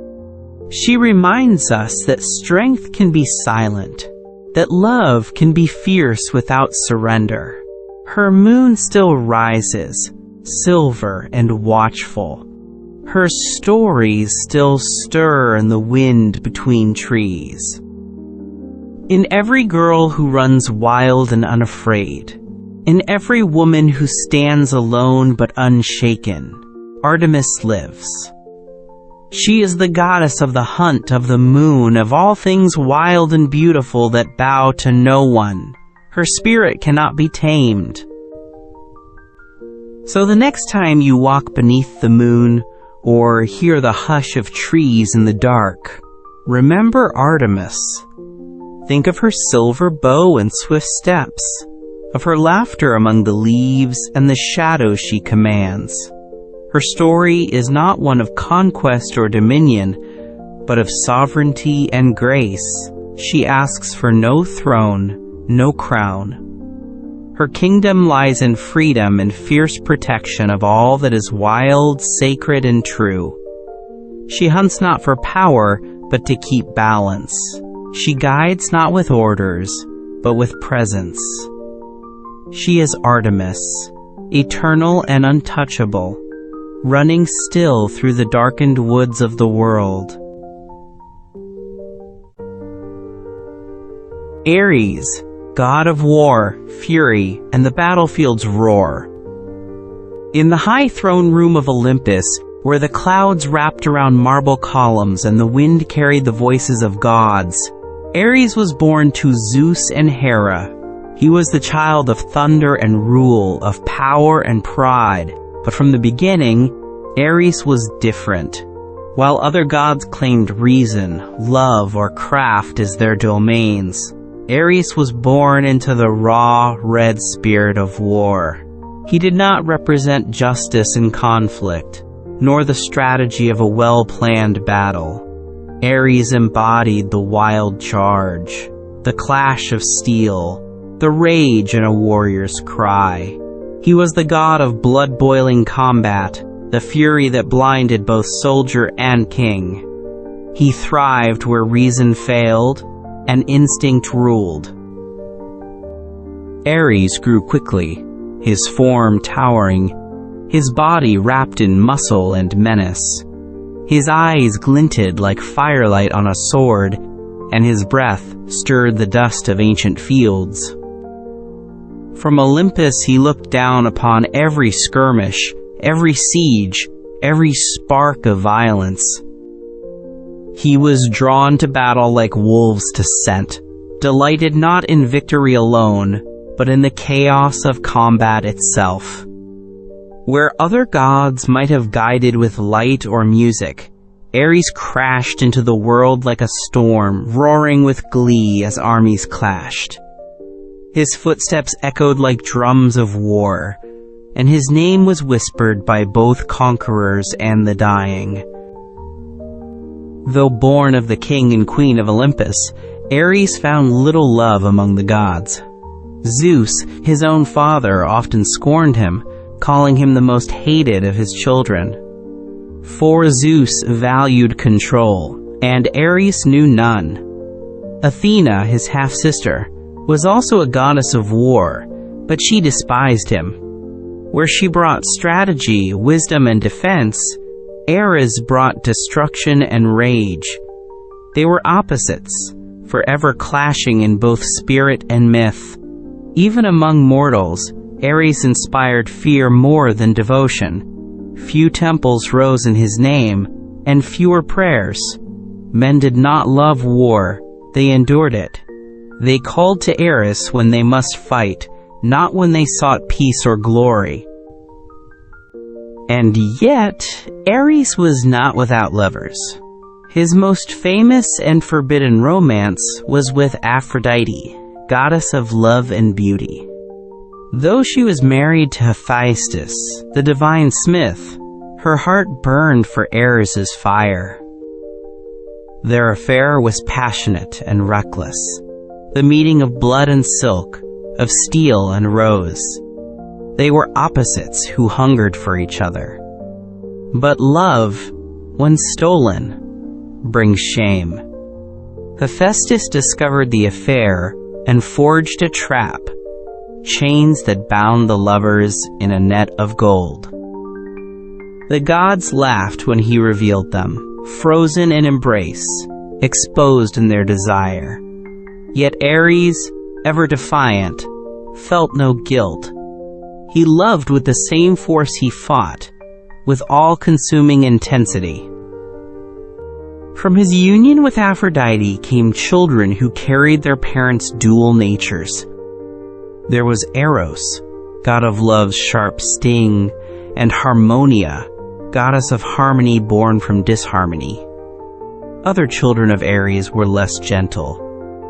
Phobos and Deimos, personifications of fear and terror, rode with him into battle, their screams carried by the wind like the cries of vultures. Wherever Ares went, the fields turned crimson, and the air burned with tension. Yet his presence was not always a curse, for in chaos, there is clarity. In destruction, space for creation.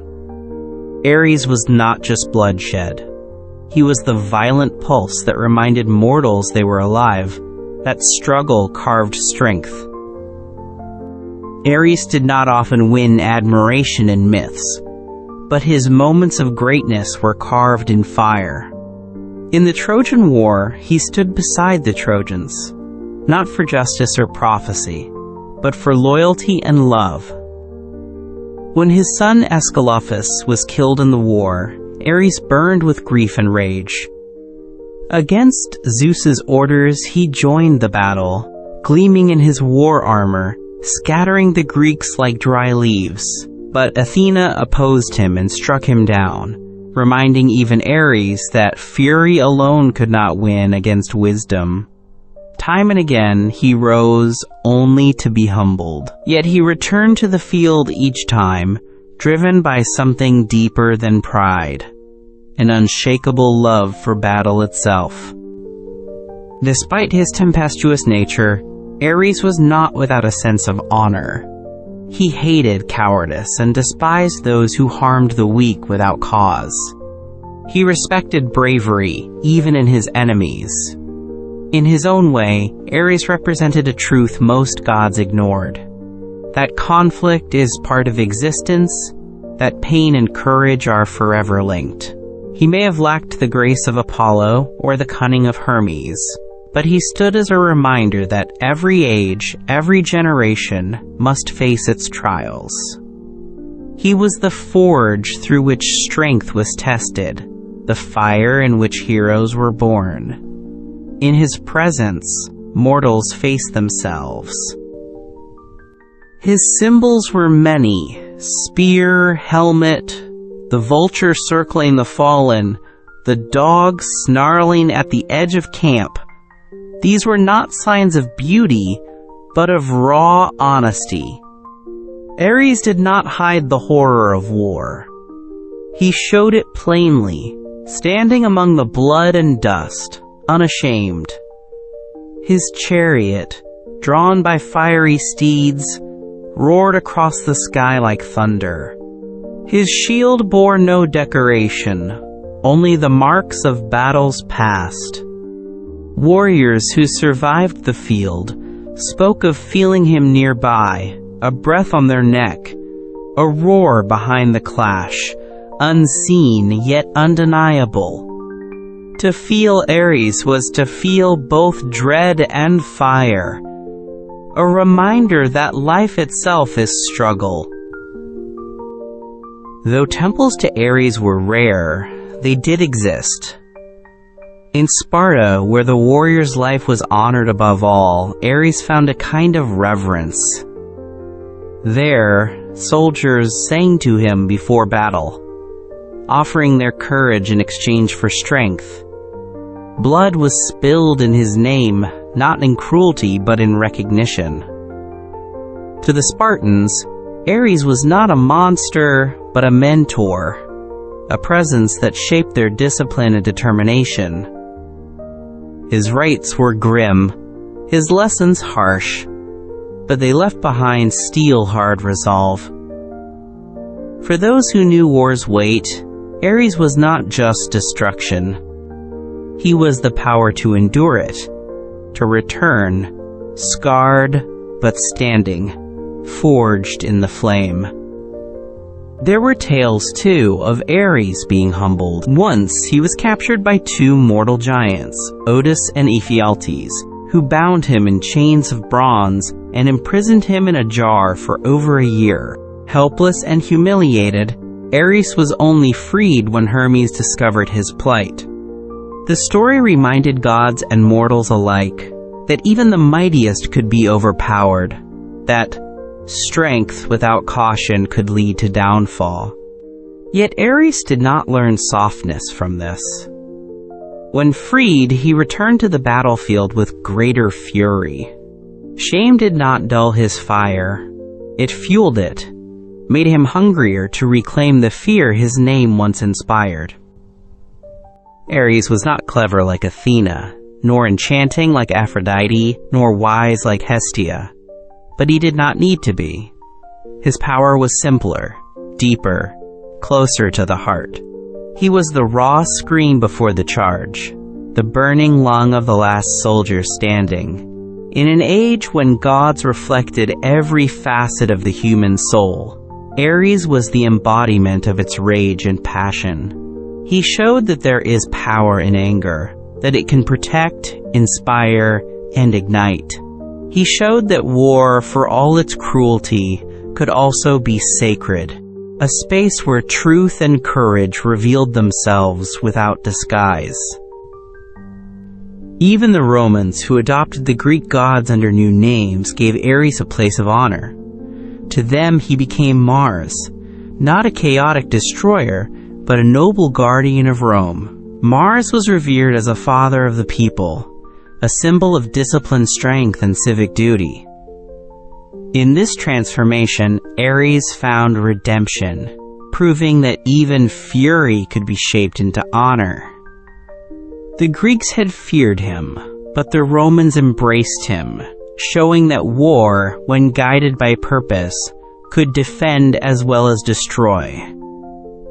Thus, the legacy of Ares stretched beyond myth into culture, evolving with the people who remembered his name. In the world today, the name Ares may not echo across battlefields, but his spirit remains. He lives in every struggle, in every stand taken against oppression, in every fire lit within a heart that refuses to yield. He is the force that says, "I will not be broken." He walks not just with soldiers, but with anyone who fights, whether for justice, survival, or truth. His arrows may be legend, but his roar lives in protest and perseverance, in the courage to rise when all seems lost. Ares, for all his fury, remains a god of endurance, of the will that refuses silence. So the next time you feel the weight of resistance, the heat of anger rising in your chest, do not fear it. Remember Ares, and know that even the most fiery passions have their place. Let him remind you that struggle is not shameful, that strength born of pain is still strength. His story may be carved in shadow, but his heart burns bright. He is the God who stands in the storm, not to shelter from it, but to face it head on, unflinching. He is the drumbeat of courage, the heat of battle, the cry of defiance. He is Ares, and he still walks with warriors. Aphrodite, goddess of love, beauty, and the eternal desire. Before there were cities, before the first song of mortals, before even the great gods rose to power, there was Aphrodite.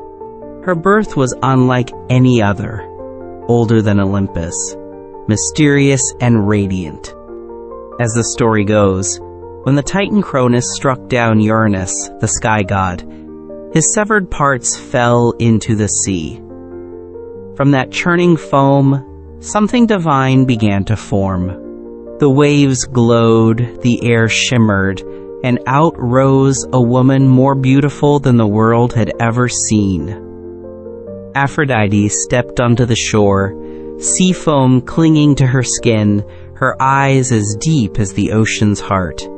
Flowers bloomed beneath her feet, and even the breeze sighed in awe. She was beauty, not made, but born. There is another tale that claims she was the daughter of Zeus and the goddess Dione, but the older myth held firmer magic. For Aphrodite was not merely a child of gods. She was a force, as ancient as longing itself. Wherever she walked, desire awakened. Her smile could mend hearts or break them. She was not cruel by nature, but love is not always gentle. Her domain stretched across land and sea, through mortal hearts and immortal souls. From secret glances to eternal vows, from the bloom of a rose to the chaos of passion, she ruled over all. Her beauty was unmatched, yet her power went far deeper. It was the invisible thread that pulled one heart toward another. When she arrived among the gods on Olympus, all were struck silent by her presence. Each deity, from the lowly to the mighty, felt her charm. Fearing jealousy and disruption, Zeus quickly arranged her marriage to Hephaestus, the god of fire and the forge. Hephaestus was clever, kind, and a master craftsman, but he was also lame and unadorned. The match was meant to calm the desires she stirred, to bind her in safety. Yet Aphrodite, for all her grace, could not be contained. Though she was wed, her heart wandered. She sought passion over duty, and in the arms of Ares, god of war, she found the fire that matched her own. Their love was wild and dangerous, born of fire and silk. While Hephaestus worked at his forge, Aphrodite and Ares met in secret, tangled in sheets of gold and whispers. But secrets among gods are rarely kept. Hephaestus, suspecting betrayal, crafted an invisible net of bronze and trapped them in their embrace. He summoned the other gods to witness their shame, exposing them in frozen passion. The gods laughed, some in cruelty, others in envy. Yet Aphrodite showed no regret. Her love, even when forbidden, burned true. She could not pretend to be anything less than herself. Her heart was a storm wrapped in roses, and she followed its winds wherever they blew. Despite her many affairs, Aphrodite was not merely a temptress. She was also a creator of love, a protector of romance, a giver of joy. She brought together souls who longed for each other, inspired poets to sing of beauty, and taught mortals the sweetness and sorrow of affection. She was worshipped in every corner of the ancient world, from Cyprus to Corinth, where her temples overflowed with offerings. Doves flew at her side, and roses grew wild wherever her name was spoken. Women prayed to her for charm and happiness. Men sought her favor in matters of the heart, and artists painted her image with awe and longing. Her children reflected the many sides of love. With Ares, she bore Eros, the winged god of desire, whose arrows stirred the hearts of gods and mortals alike. There was also Harmonia, symbol of unity, and other children who personified passion, fear, and longing. Through them, Aphrodite's reach extended beyond herself, shaping myths and moments. Yet it was not only her children who bore her touch. Lovers met under her blessing, and even great heroes felt her influence. She helped unite Paris and Helen, a love that would burn down cities. Though many cursed her for that war, love, once ignited, does not heed reason or peace.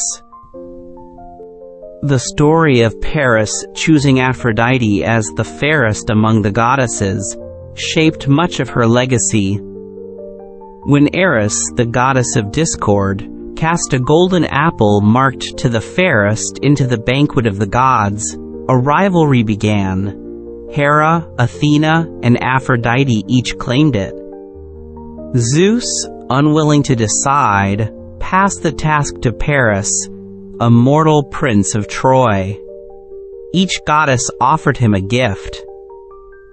Hera promised power, Athena offered wisdom and victory, but Aphrodite promised the love of the most beautiful mortal woman. Paris chose love. He gave the apple to Aphrodite, and she kept her promise, bringing him Helen of Sparta. But Helen was already wed, and war soon followed. Though her choice led to bloodshed, Aphrodite remained loyal to Paris and the Trojans.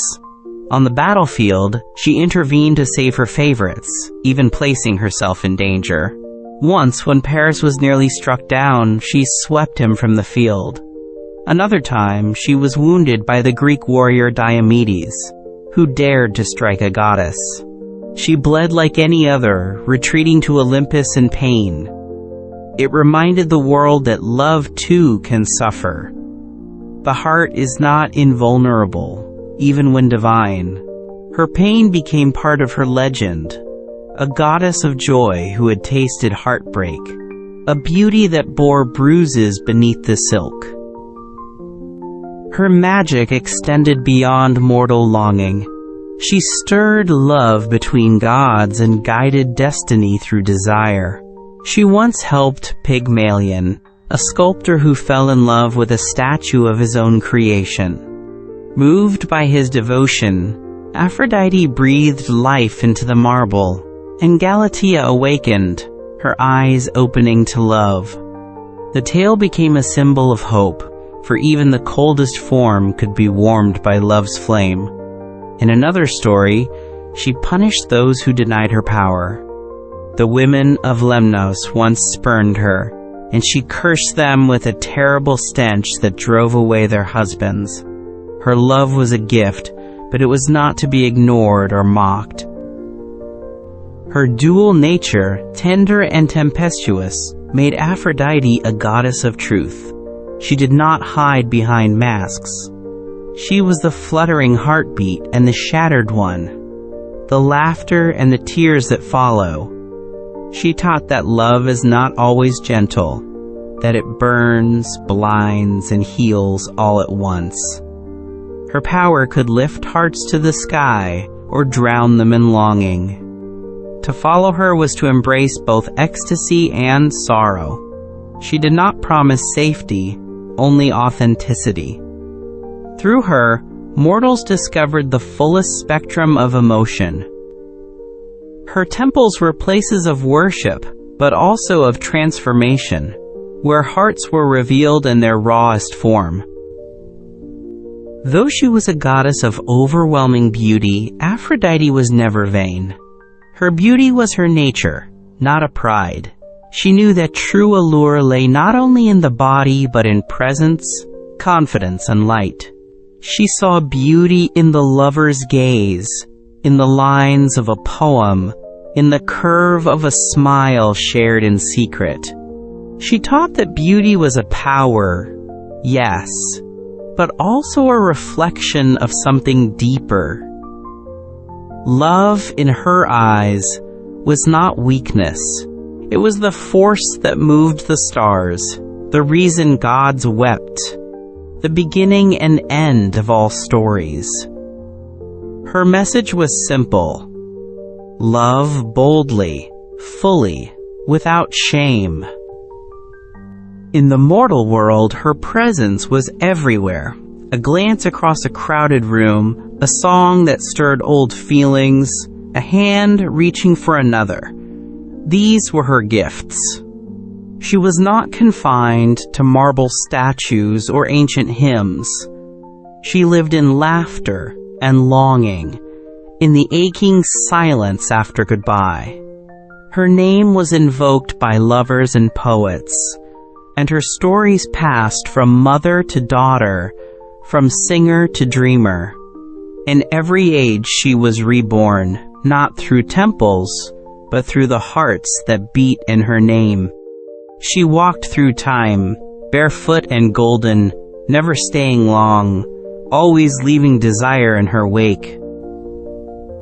Despite her many powers, Aphrodite never forced love. She could stir it, guide it, awaken it, but never command it. Even gods could not control the heart. When she fell for Adonis, a mortal of great beauty, she loved him fiercely, knowing that his fate was fragile. He died young, gored by a wild boar, and her grief was deep. From his blood she caused the anemone flower to bloom, a symbol of love lost too soon. Her mourning became a sacred rite, a reminder that even divine love can suffer loss. Yet through that loss, beauty returned, proof that love, though wounded, continues to grow. In the modern day, Aphrodite still lives, not in temples of stone, but in art, in music, in every moment when the heart stirs. She is the whisper in the soul that longs for connection, the courage to speak when words feel dangerous. She reminds us that love is not perfection, but presence. She calls us to see the beauty in others and in ourselves, to embrace vulnerability as strength. her story is not finished. It unfolds wherever love is found, in first kisses and final goodbyes, in weddings and reunions, in poems written in the quiet. Aphrodite is love itself, forever rising from the foam, shining with tears and sunlight. So when the rose blooms without reason, when music touches something buried deep, when you love without logic, remember her. Remember that love is a power no armor can deflect, no wisdom can outthink. It is wild and sacred, painful and holy. Aphrodite does not ask for obedience. She asks for truth. She asks that you dare to feel, to offer your heart, even when it might break. She is the laughter and longing, the flame and the kiss, the sigh and the silence.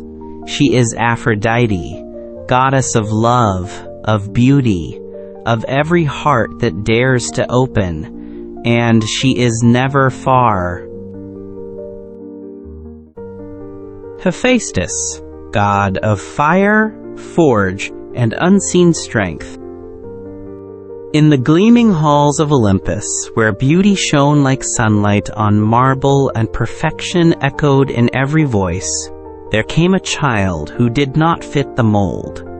Hephaestus, son of Hera, was born not with the golden glow of his half-siblings, but with twisted legs and a body that seemed broken by divine standards.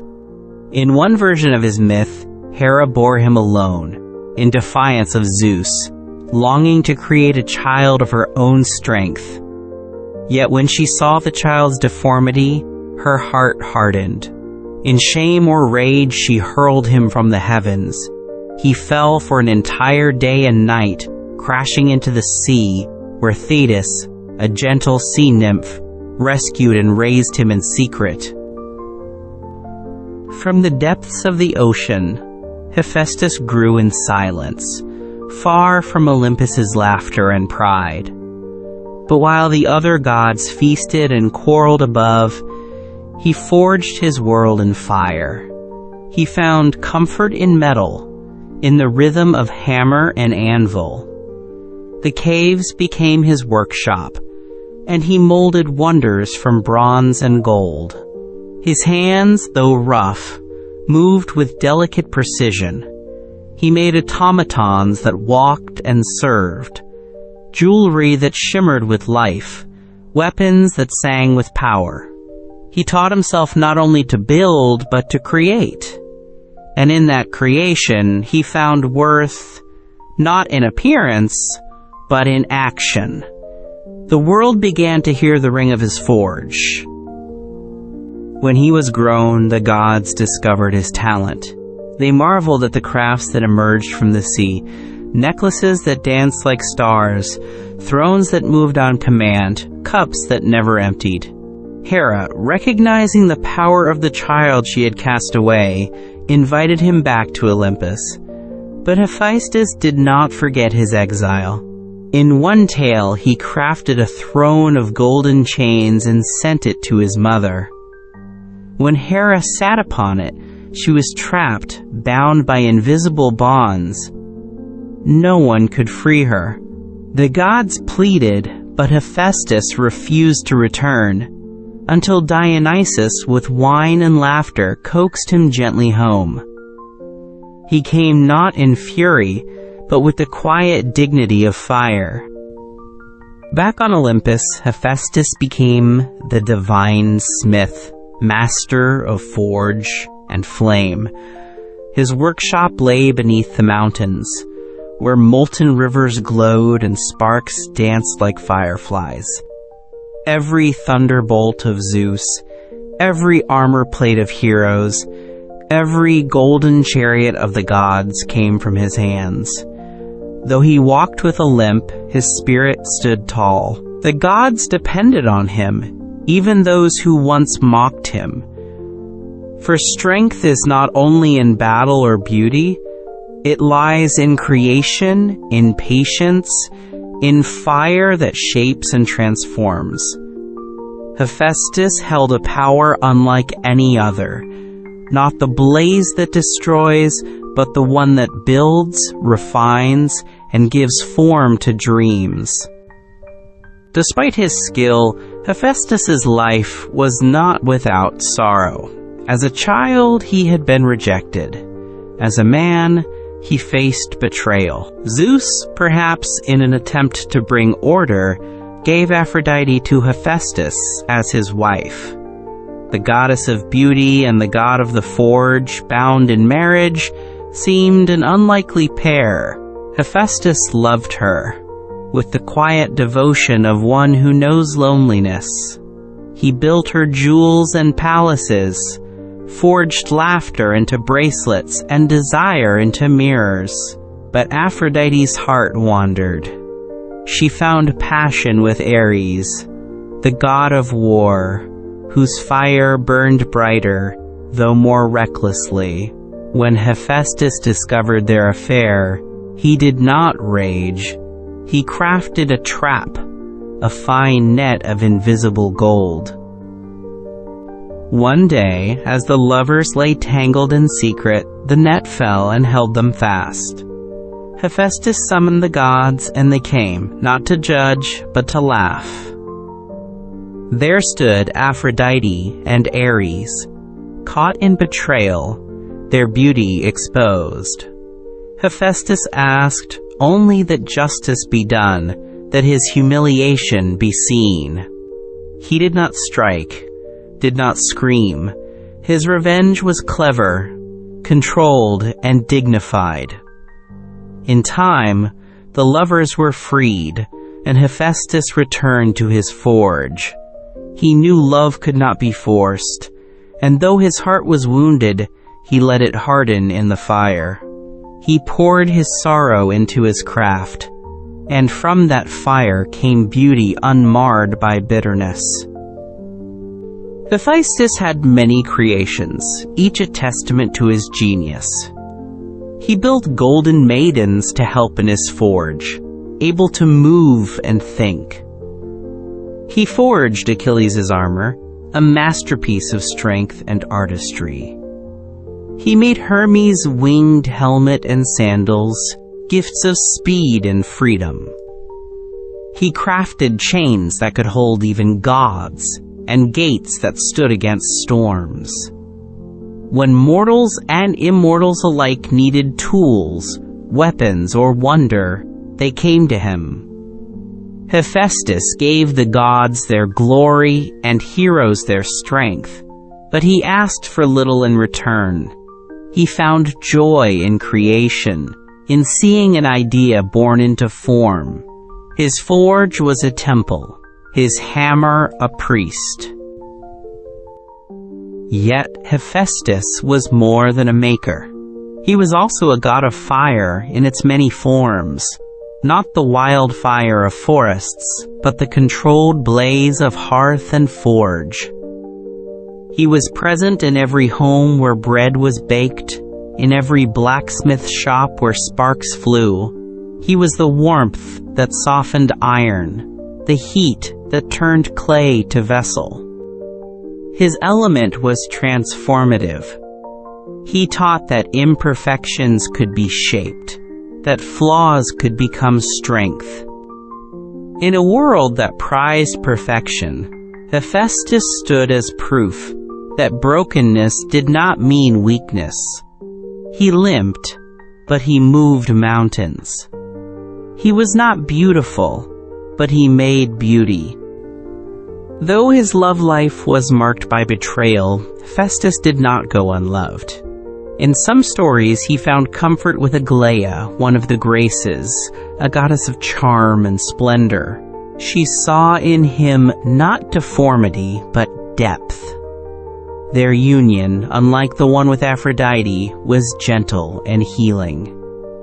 With her, Hephaestus found peace, and perhaps joy. He was also revered by mortals, especially craftsmen and builders. They prayed to him for inspiration, for strong hands and steady minds. In cities and workshops, his name was honored not with loud hymns, but with the ring of hammers, the hiss of steam, the glow of glowing coals. He was the heartbeat of labor. Hephaestus' story reminds us that greatness comes in many forms. While other gods flew, danced, or sang, he worked. He sweated. He created. His power was not flashy, but essential. The thrones the gods sat on, the armor they wore, the weapons they wielded, all came from him. Yet he rarely joined their feasts or games. He preferred the quiet, the flame, the rhythm of shaping something true. He knew that what lasts is not the fleeting brilliance of beauty, but the steady fire of skill and purpose. In a pantheon of perfection, he stood for those who are overlooked, those who build from the shadows, those who turn pain into art. Even in myths, Hephaestus was often underestimated. But time and again he proved indispensable. When Hera was bound by a cursed throne, only Hephaestus could undo it. When the gods needed weapons for battle, they turned to him. When mortals needed courage, they carried his tools. He did not seek praise, yet earned it. He did not demand love, yet inspired it. Hephaestus showed that the strongest flames burn quietly, that the steadiest hands shape the future. He forged not just metal, but meaning. He did not need grandeur. His legacy was built one strike at a time, enduring and eternal, hidden in the frame of the world. So when you see sparks flying from an anvil, when you feel the warmth of a fire that does not destroy but gives life, think of Hephaestus. Think of the god who was cast down but rose through creation. Think of the one who turned his pain into power, whose forge lit the way not with glory, but with perseverance. He is the God of makers, of those who build beauty not from perfection, but from passion. He walks not with elegance, but with purpose. He is Hephaestus, god of fire, master of the forge, and the quiet strength behind every lasting thing. Hermes, god of speed, wit, and the guiding wind.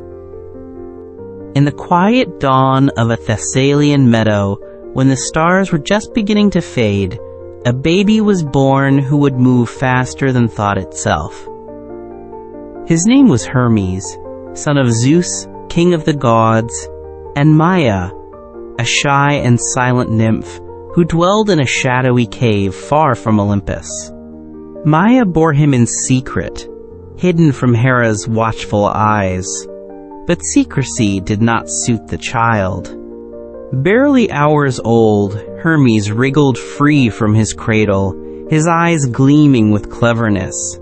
His spirit was restless, alive with mischief and curiosity.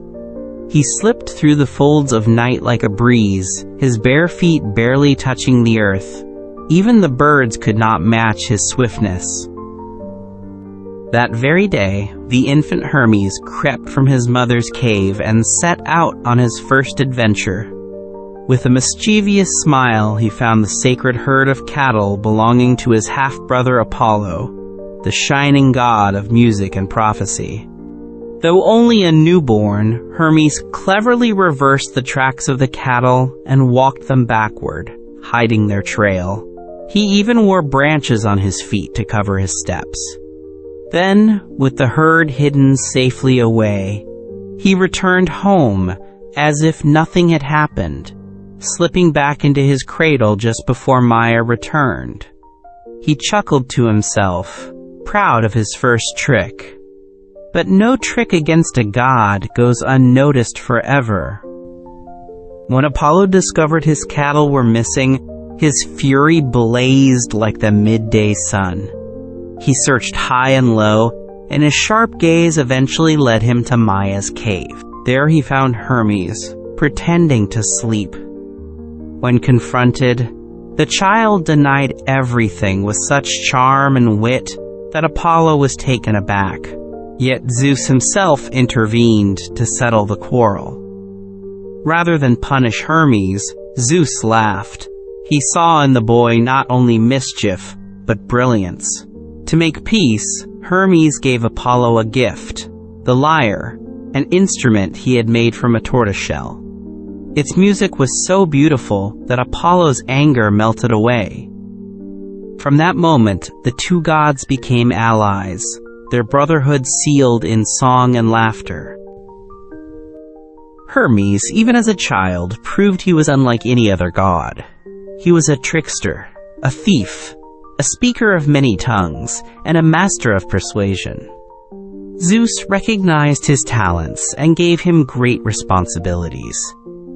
He became the herald of the gods, the messenger who moved between heaven, earth, and the underworld. He wore winged sandals and a winged cap, both of which shimmered with divine swiftness. In his hand he carried the caduceus, a staff of peace and balance. Wherever Hermes went, messages traveled, trade flourished, and stories flowed. He was the god of communication, commerce, boundaries, and the roads that joined every corner of the world. Mortals feared and loved Hermes in equal measure. He was the god of travelers and merchants, of shepherds and gamblers, of poets and liars. He could slip through locked doors, lead souls to the afterlife, and make even the grumpiest judge smile. His words were silver, his laugh quick, and his heart full of invention. He guided those who moved, who crossed borders, who lived between worlds. He understood change, celebrated wit, and delighted in the dance between chaos and order. If a coin changed hands or a deal was made, Hermes was there. He stood in every crossroad, a presence both mischievous and wise, forever in motion. Though he had no permanent home or spouse, Hermes was never alone. He made friends easily and slipped in and out of stories like a breeze through an open window. His lovers were many, both mortal and divine, and from these unions came children who carried his restless spirit. Among them was Pan, the wild god of shepherds and woods, whose laughter echoed in the hills. But Hermes was not tied to family. His life was the road itself, the message carried, the boundary crossed. He belonged to no one and everyone, moving between gods and mortals, between dreams and waking, with a grin and a glint in his eye. One of his sacred duties was to guide souls to the underworld. In this role, Hermes was known as Psychopomp, the soul leader. When a person died, it was Hermes who gently touched their spirit and led them to Hades, through dark paths and shadowed woods. He did not judge or punish. He simply guided. His presence brought calm to the journey beyond. To the dying, he was not a fearsome god, but a quiet companion, swift and sure, carrying them safely across the final threshold. Even in the stillness of death, Hermes moved with grace, his sandals whispering across forgotten paths. He was the god who never stopped walking. Hephaestus built many wonders, but it was Hermes who brought them where they needed to go.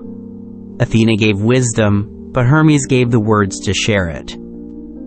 Even mighty Zeus relied on him to carry divine decrees. He appeared in countless myths, not always at the center, but always crucial. He aided Perseus in his quest to slay Medusa, lending him the winged sandals and his sharp eye. He helped Odysseus escape Circe's spell with a sacred herb. He carried messages to heroes, offered guidance to the lost, and stirred mischief in the hearts of kings. Wherever he went, change followed. And behind every clever turn of fate, Hermes was likely not far. Though quick and cunning, Hermes was not cruel. His tricks taught lessons, often through laughter or surprise. When King Battus betrayed a secret Hermes had sworn him to keep, the god turned him to stone, not in rage, but as a reminder that words have weight. Yet when mortals honored him with kindness or cleverness, he blessed them. He had no temples grand as Zeus's, but small altars stood at roadsides, where travelers left coins and prayers. His statues guarded gates and markets, crossroads and harbors. He was the god of beginnings, of departures and returns. Every journey began with him, every step under his watchful, winged gaze. Hermes was also the inventor of many things. Beyond the lyre, he created the art of writing and numbers, the first weights and measures. He taught speech, diplomacy, and even trickery, not to deceive, but to survive. In a world of rules and kings, Hermes offered freedom. He celebrated the clever peasant who outwitted the tyrant, the child who dared to question. He gave language to the silent and paths to the lost. His power was not brute force, but nimbleness, not domination, but direction. He was the whisper of inspiration, the flicker of an idea, the sudden solution to a stubborn problem. In every act of invention, his spark lingered. His laughter was said to echo in the wind, especially when the unexpected happened. He found joy in surprise, in the odd twists of fate that puzzled even the gods. But beneath his playfulness was deep understanding. Hermes knew that the world was full of movement, and that those who adapted thrived. He encouraged mortals to think quickly, act boldly, and never fear change. He rewarded those who risked, who dreamed, who dared to run rather than wait. And though his roads were winding and his riddles many, they always led somewhere. He did not trap. He led. He was a god of freedom, and his temple was the open sky. One of the few gods who could move freely between Olympus, Earth, and the underworld, Hermes became a symbol of connection. He joined realms, crossed barriers, and blurred lines. He was the bridge between divine and mortal, between order and chaos. In a world full of borders, he was the open gate. That freedom made him beloved by wanderers, inventors, poets, and outcasts. He did not demand obedience or sacrifices. He simply asked that you move, that you seek, that you speak your truth with cleverness and courage. In a pantheon of great forces, Hermes was the wind, light, swift, unseen, yet capable of shifting everything in its path. Even as the old gods faded from temples and shrines, Hermes lived on. His name echoed in words like hermetic, herald, and hermeneutics. He became Mercury to the Romans, messenger and guide, still swift, still wise. His symbol, the caduceus, came to stand for medicine, for healing through balance. His spirit remained wherever people dared to journey, to speak, to trade, to learn. He was never bound to stone or scroll. He lived in motion, in change, in connection. In a world that still moves, Hermes still walks. He is the road that winds, the idea that flies, the hand that guides, always moving, never fading.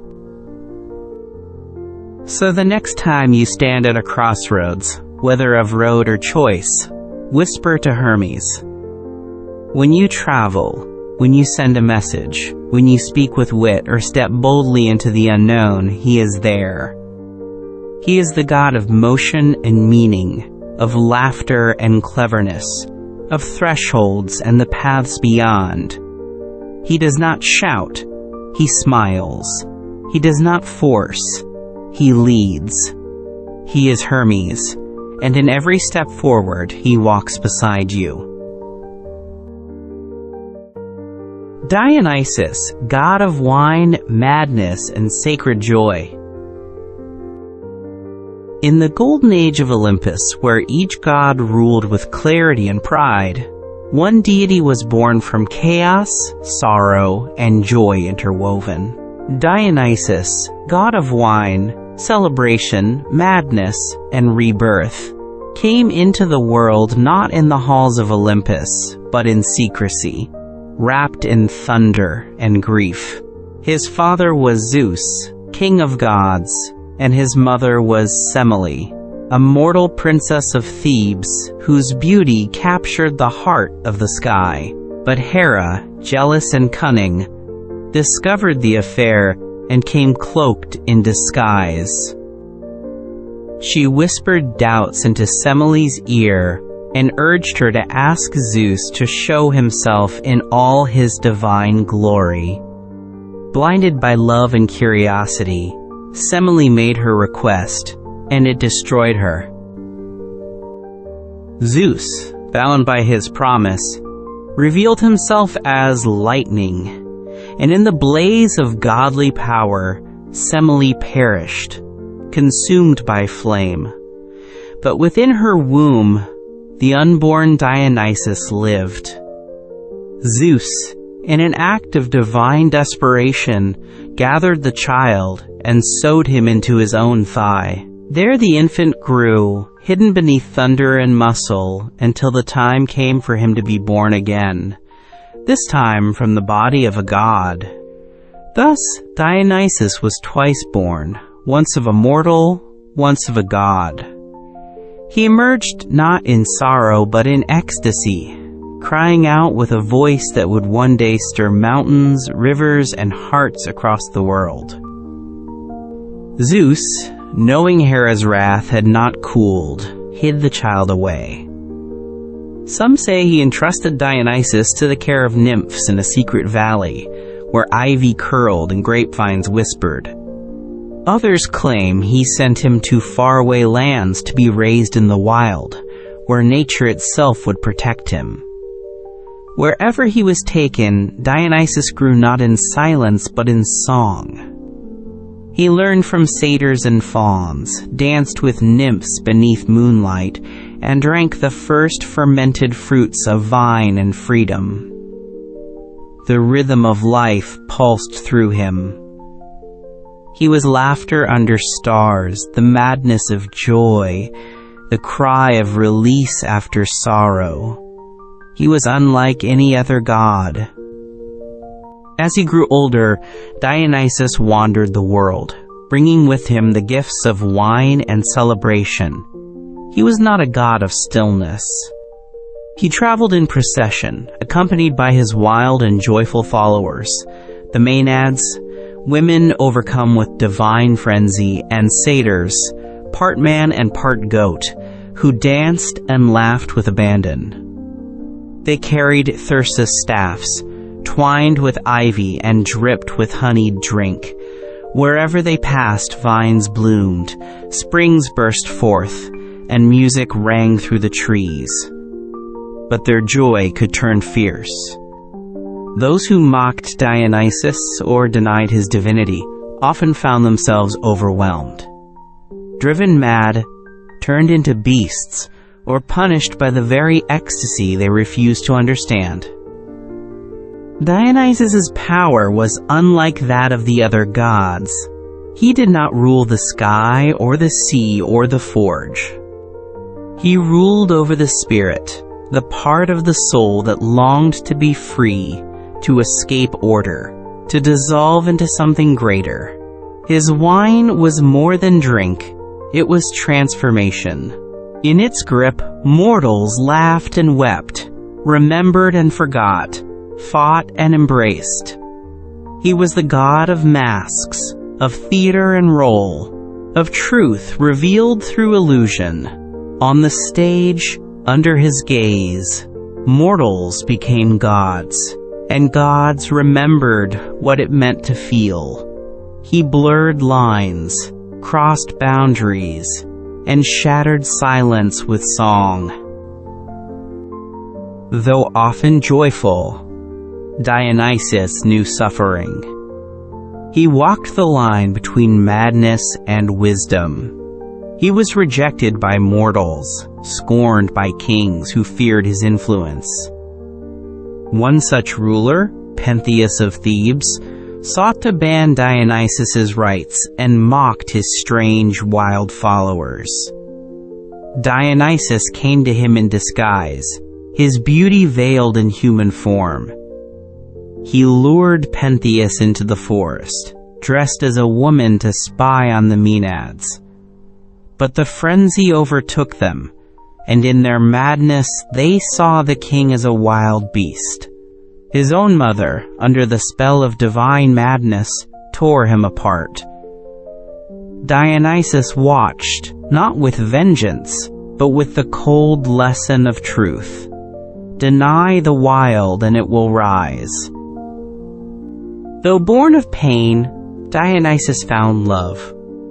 He rescued Ariadne, abandoned on the island of Naxos by Theseus, after she helped him defeat the Minotaur. She lay in sorrow on the shore, betrayed and forgotten. Dionysus came to her not with promises, but with presents.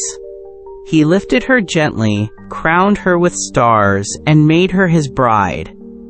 Their love was equal, a union of passion and power. Ariadne joined his sacred train, her tears turned to laughter. In her, Dionysus found grounding. With her, he became more than the god of ecstasy. He became a companion, a comforter, a redeemer. Love too can be wild, but in its wildness, it heals. Though he brought joy, Dionysus was not to be taken lightly. His rites could be holy or harrowing. In the mountains, his worshippers danced in frenzy, tearing flesh, drinking deep, and dissolving their identities. This was not cruelty, but transformation, the shattering of the self to make room for something divine.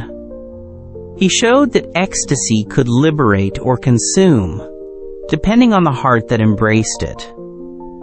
His festivals, like the Dionysia in Athens, were full of laughter, drama, and tears. Comedy and tragedy were both his children. In masks and plays, in wine and music, mortals stepped into the divine, if only for a moment. Dionysus opened the door. He was a protector of those on the fringes, actors, travelers, the brokenhearted, and the outcast. He stood with the misunderstood, the misfit, the strange, and the dreaming.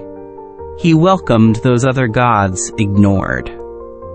Where Zeus ruled from thrones and temples, Dionysus danced through the wild places, barefoot and crowned with ivy. He taught that being human meant feeling deeply, that sorrow could lead to celebration, that madness held a key to truth. His gifts were overwhelming, yes, but they were freely given, and in accepting them, mortals were reminded that life was not just survival, but joy, raw, wild, fleeting, and holy. In time, the gods of Olympus accepted Dionysus among them. He took his place not through conquest, but through persistence. Even Hera, whose wrath had pursued him since birth, could not deny his divinity. Zeus honored him not only as his son, but as a god in full. Dionysus took a seat among the 12, a place once held by Hestia, goddess of the hearth. And though his presence was wild, he brought balance. Where Hestia gave stillness, Dionysus gave movement. Where Apollo brought logic, Dionysus brought feeling. The two were opposites and mirrors. They taught together, through sun and vine, mind and heart, reason and revelry. Dionysus's image was complex. Sometimes he appeared as a youthful god, beautiful and serene, crowned in grape leaves. Other times he was wild-eyed, his hair loose, his robes swirling in dance. He was both gentle and fierce, laughing and weeping, joy incarnate and madness made divine. He reminded mortals that emotion is sacred, that feeling is not weakness, but power. His story spoke not only of wine and dance, but of death and return. For Dionysus, too, had descended to the underworld. Some say he went to rescue his mother, Semele, bringing her to Olympus as a goddess. Others say he journeyed there to understand the full cycle of life and rebirth. In this journey, he became a symbol of renewal. Just as grapes must be crushed to become wine, so too must hearts be broken to be opened. Dionysus taught that what dies may live again, that from loss can come song. He was the god of second chances, of beauty born from sorrow, of transformation through surrender. In his hands, a cup of wine became a mirror, showing not only what is, but what could be. In every ritual, in every dance, he whispered the truth, that to be human is to feel, and in feeling we find the divine. Even as the world changed and temples fell, Dionysus never truly vanished. His spirit lived on in theater, in music, in every moment of abandon. He was there when the stage curtains parted, when the first note struck the air, when laughter rose from pain. He walked through vineyards and echoed in festivals, a god who needed no throne, only hearts willing to open. His name became a symbol not of debauchery, but of freedom. He did not demand control. He invited release, and through that release, he revealed the soul, unmasked and beautiful, dancing wild beneath the moon. So when you hear laughter that rings too loud, when you see tears fall without shame, when you feel the thrill of being alive and unguarded, remember Dionysus. When the music swells, when the wine flows, when your heart races in joy or sorrow, he is there. He is not only in celebration, but in catharsis, not only in madness, but in clarity that follows. He is the God who breaks and rebuilds, who pours and lifts, who walks beside those willing to feel it all. He is Dionysus, God of the vine, of the mask, of the wild and sacred pulse of life itself.